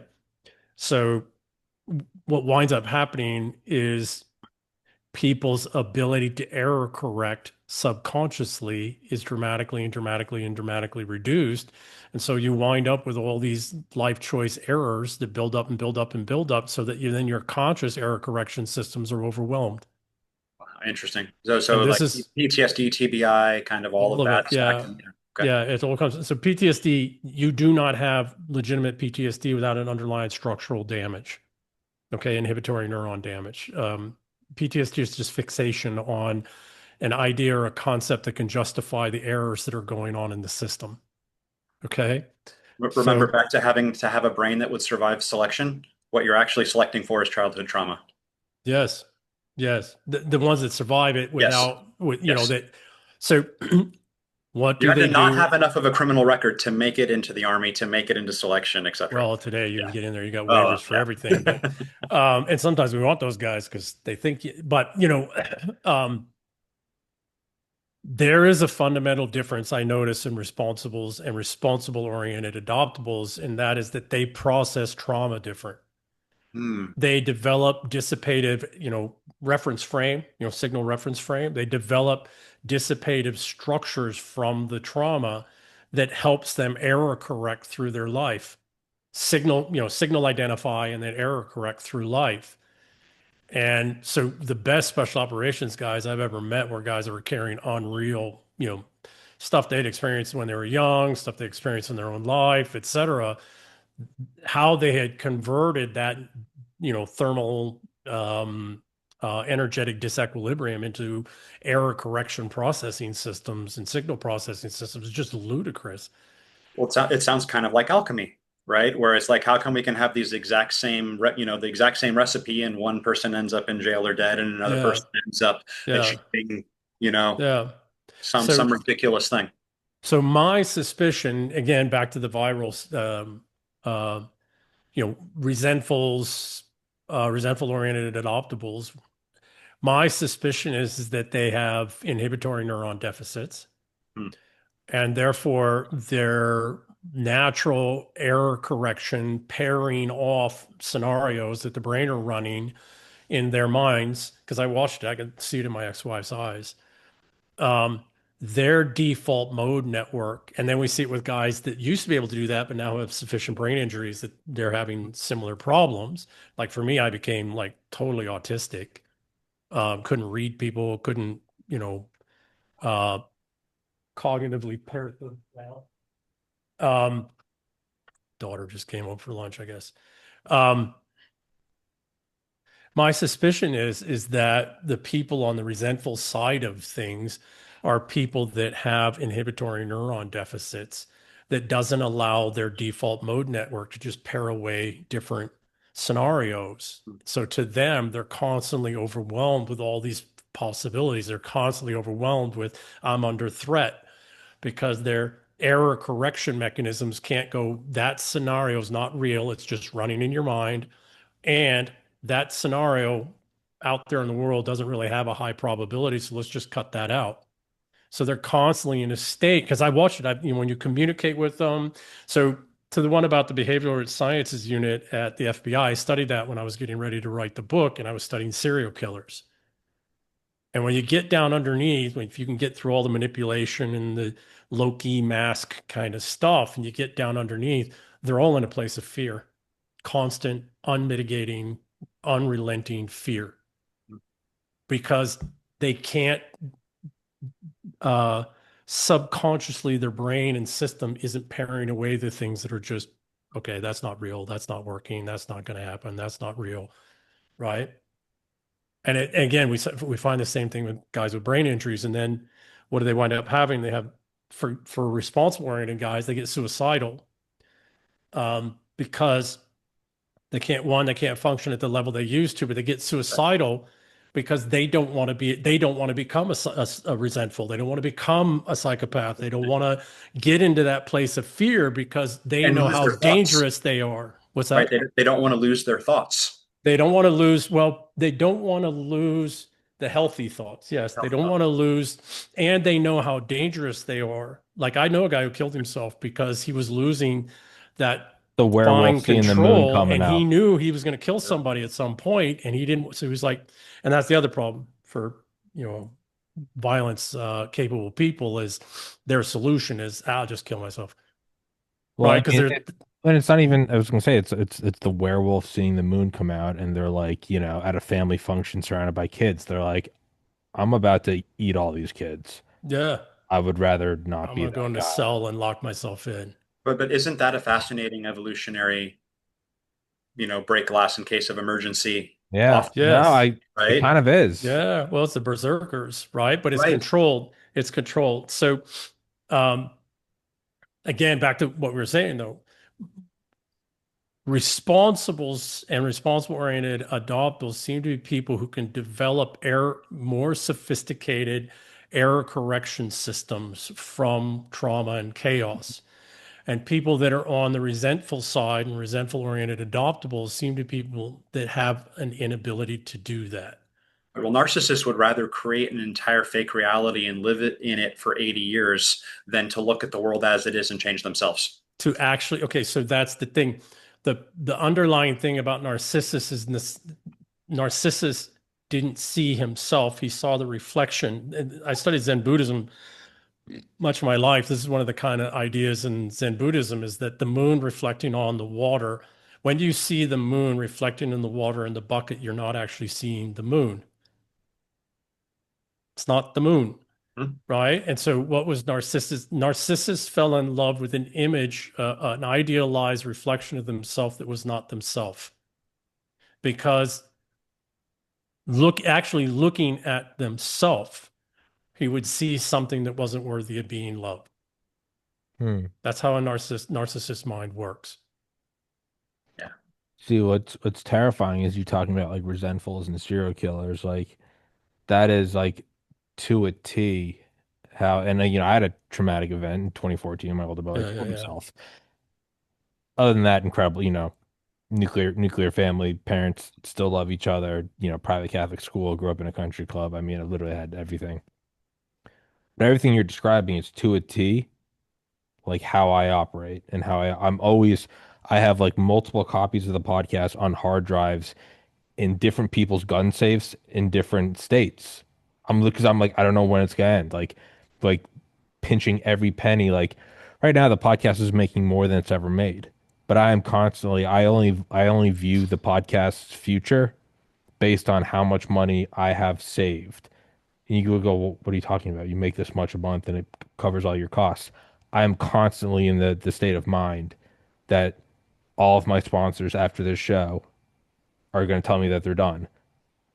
And like, but I mean that. And I feel as much as I feel gravity, that's how I operate. Like that's how so that's terrifying because we're talking about serial killers and resentfuls. And I'm like, but that's like how my mind operates. It's just constant near panic, like But fear. that's different. That's different. Okay. So the difference is that what you do is you are constantly adapting your energy metabolism so that if something changes in the environment where you can't metabolize that energy, a sponsor, you're always looking, you're always trying to seek and adjust, find other sponsors, other ways to monetize. That's a constructive thing, Okay. not just for yourself, but also for others that might need to benefit from your knowledge because maybe you figured out something that's going to help some others as well. Sure. That's different than the resentfuls. The resentfuls reaction is to tear it all down, Oh. right? To burn down those other, so for me to, if there's, the same concern, right? The base energy metabolism systems might not be available. Their response is not to constantly adapt and figure out other ways to monetize. Theirs is, I'm going to go eat them. Oh. I'm going to go take from them. I'm going to go destroy them. That's a fundamental difference, right? And that's the parasitic versus, the host Well, and then also, or the I would immune probably system. never be in this. I would not be in this spot had I just stayed on YouTube and iTunes and not interviewed doctors that got me banned. I would have stayed right there. I'd be making way more money than I am. So I also put So, myself in this position. so maybe the motivation, so that's the other thing, right? So I've written about this, finance is a religion. We are all, without even knowing it, worshiping a religion that isn't Christianity, isn't Islam, isn't Judaism, isn't any of the Abrahamic belief systems.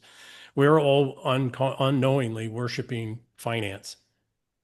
There, but for the grace of cash, go I. right? And if you marry down all of the Abraham, the financialist religion on top of Abrahamic belief systems, which I've mapped out several times, well, some of us aren't adherents to the Abrahamic belief systems.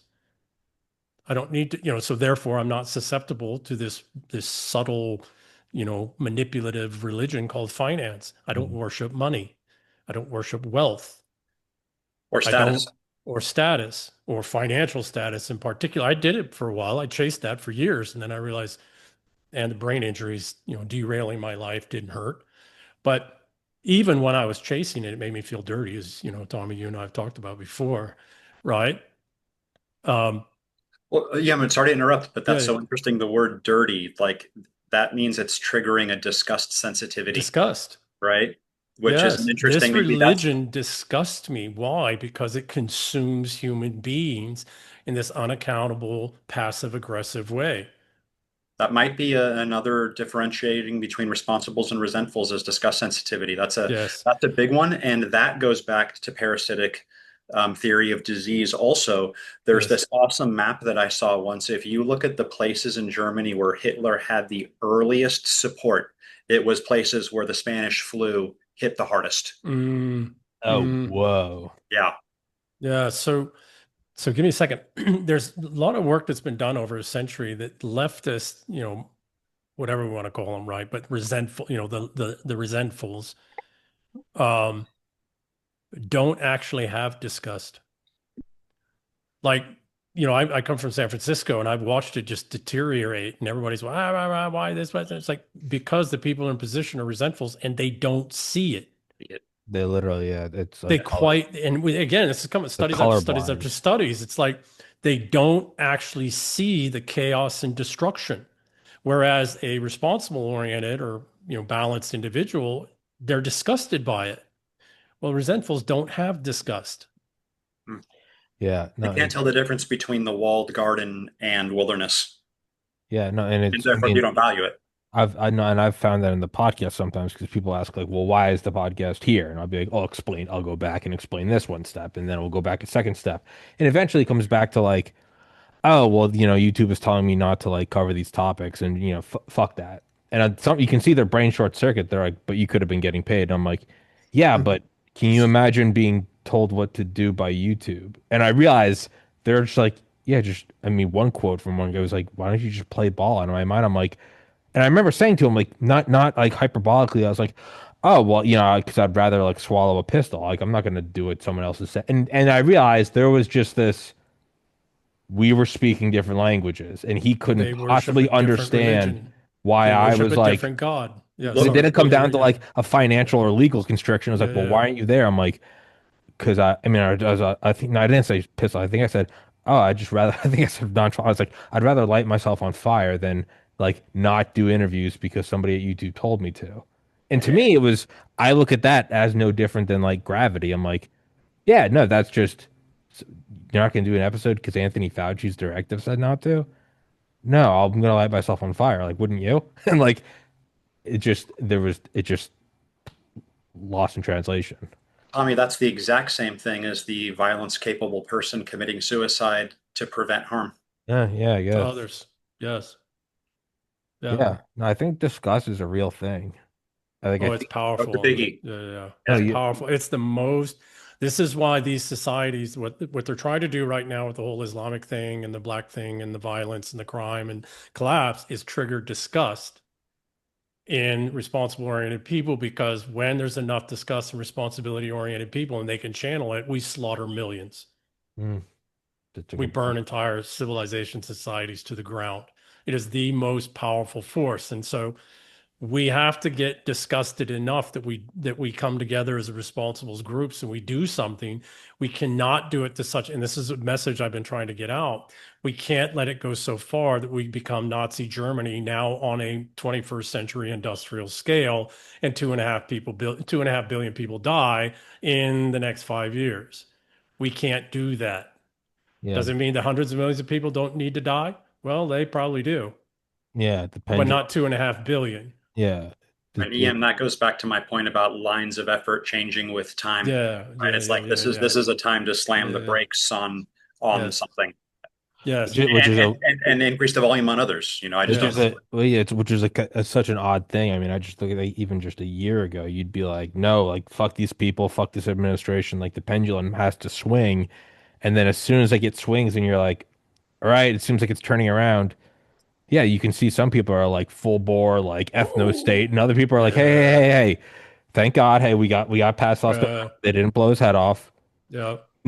Brakes, break, put Yeah, four yeah, engines, yeah. It can put go them a little backward. past the center line for a bit. We get it. That's got to clean, but let's not go all the way Yeah, because you because realize we've because seen what you can that. see is like, well, no, Yeah. what happens next is bad, and then the further you let this pendulum swing, hey, guess what's coming? It might be 30 years. It's gonna go back the other way, and don't be surprised when it does.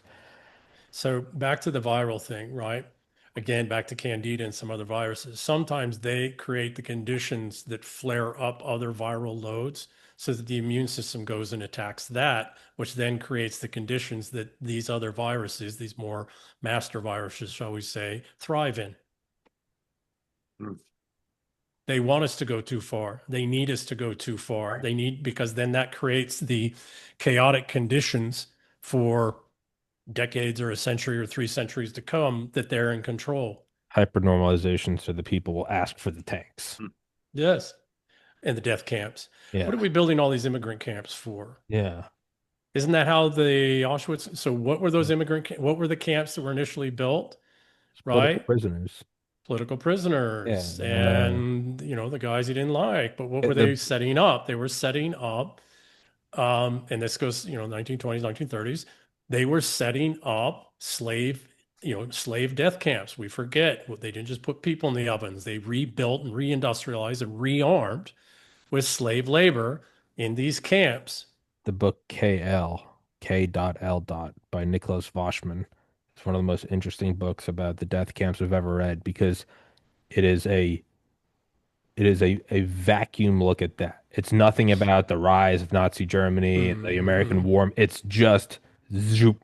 It's just focused on that, on what they are. And it's so eerie because like the early start and like they used to have like visiting hours. They talk about like the prisoners would literally drink gin and play cards with the guards. And then they'd be like, all right, get back in your cell. And they'd be like, all right, Hans, I'll see you tomorrow. And then a full spectrum of time later, and it was like, shoot him. And you're Yeah, like, what the fuck? How did yeah. A get to Or put Z? them in the ovens. How did Yeah, like a frog get to a platypus? But it did. yeah. This is my. We have to do some ugly things because we've been forced to it. When you have a viral load, you have to kill the virus. Yeah. You have to, and you have to kill it within the body, within the host. It happens. You can't just Can't remove it and light it on remigrate the fire. virus, Yeah. right? Yeah. You know, You and don't so move your cancer to a thumbnail and then chop your thumb yeah, off. so It's it no, it's doesn't. in you. It's in you. It's in you. So we're gonna have to. A whole lot of people are Oof. gonna die. It's just the way it is. But we need to not go where they took us with our disgust mechanisms in the 1930s and 1940s. And then, oh, by the way, not go the other option way, which was the communist way, where they killed 10 times or 100 times as many of their own people. We can't allow our disgust mechanisms, because that's what they're constantly doing. Resentfuls are constantly triggering our disgust mechanisms. They don't care what they do to do that because they don't feel disgust. They don't have that circuitry. Yeah, I'm trying to like imagine the demographic breakdown of pre-Nazi Germany, and like, well, they probably lost a lot of responsibles, like World a War lot of One. responsible young men during World War One. Assassinations and then Yeah. murder. Yeah, Well, five World and a War half. One. You What burnt happened? most We of never them. defeated the Nazis. We brought them all in. Of course we did. We defeated Germany, and Right. Germany lost somewhere between 5.5 and 7 million young men. Now, they Yeah, say three I and a mean, half, but realistically, it lost at least And 5 million young men. guys, on that note, we just broke three Yeah. hours. I do have to go. Yeah. oh fuck, yeah. I mean, oh But God, yeah. No, we have Yeah. been. Christ Almighty. Yeah. Right, yeah. awesome conversation. Thank you both. Yeah. Yeah. I'll put you guys in. I'll put you guys in a text group. Yeah. Everybody listening, go in the description. You can find all EM's links and books and all that shit. Dominic, if you want anything in there, Yeah. text it to me and I'll upload. All right. And yeah, this will be up tomorrow. That was 3 fucking hours. Good Lord. All right. Good job, guys. We'll All wrap right. this up. Gentlemen, Take care, thank you so guys. much for your Take time. care. Take care. Yeah.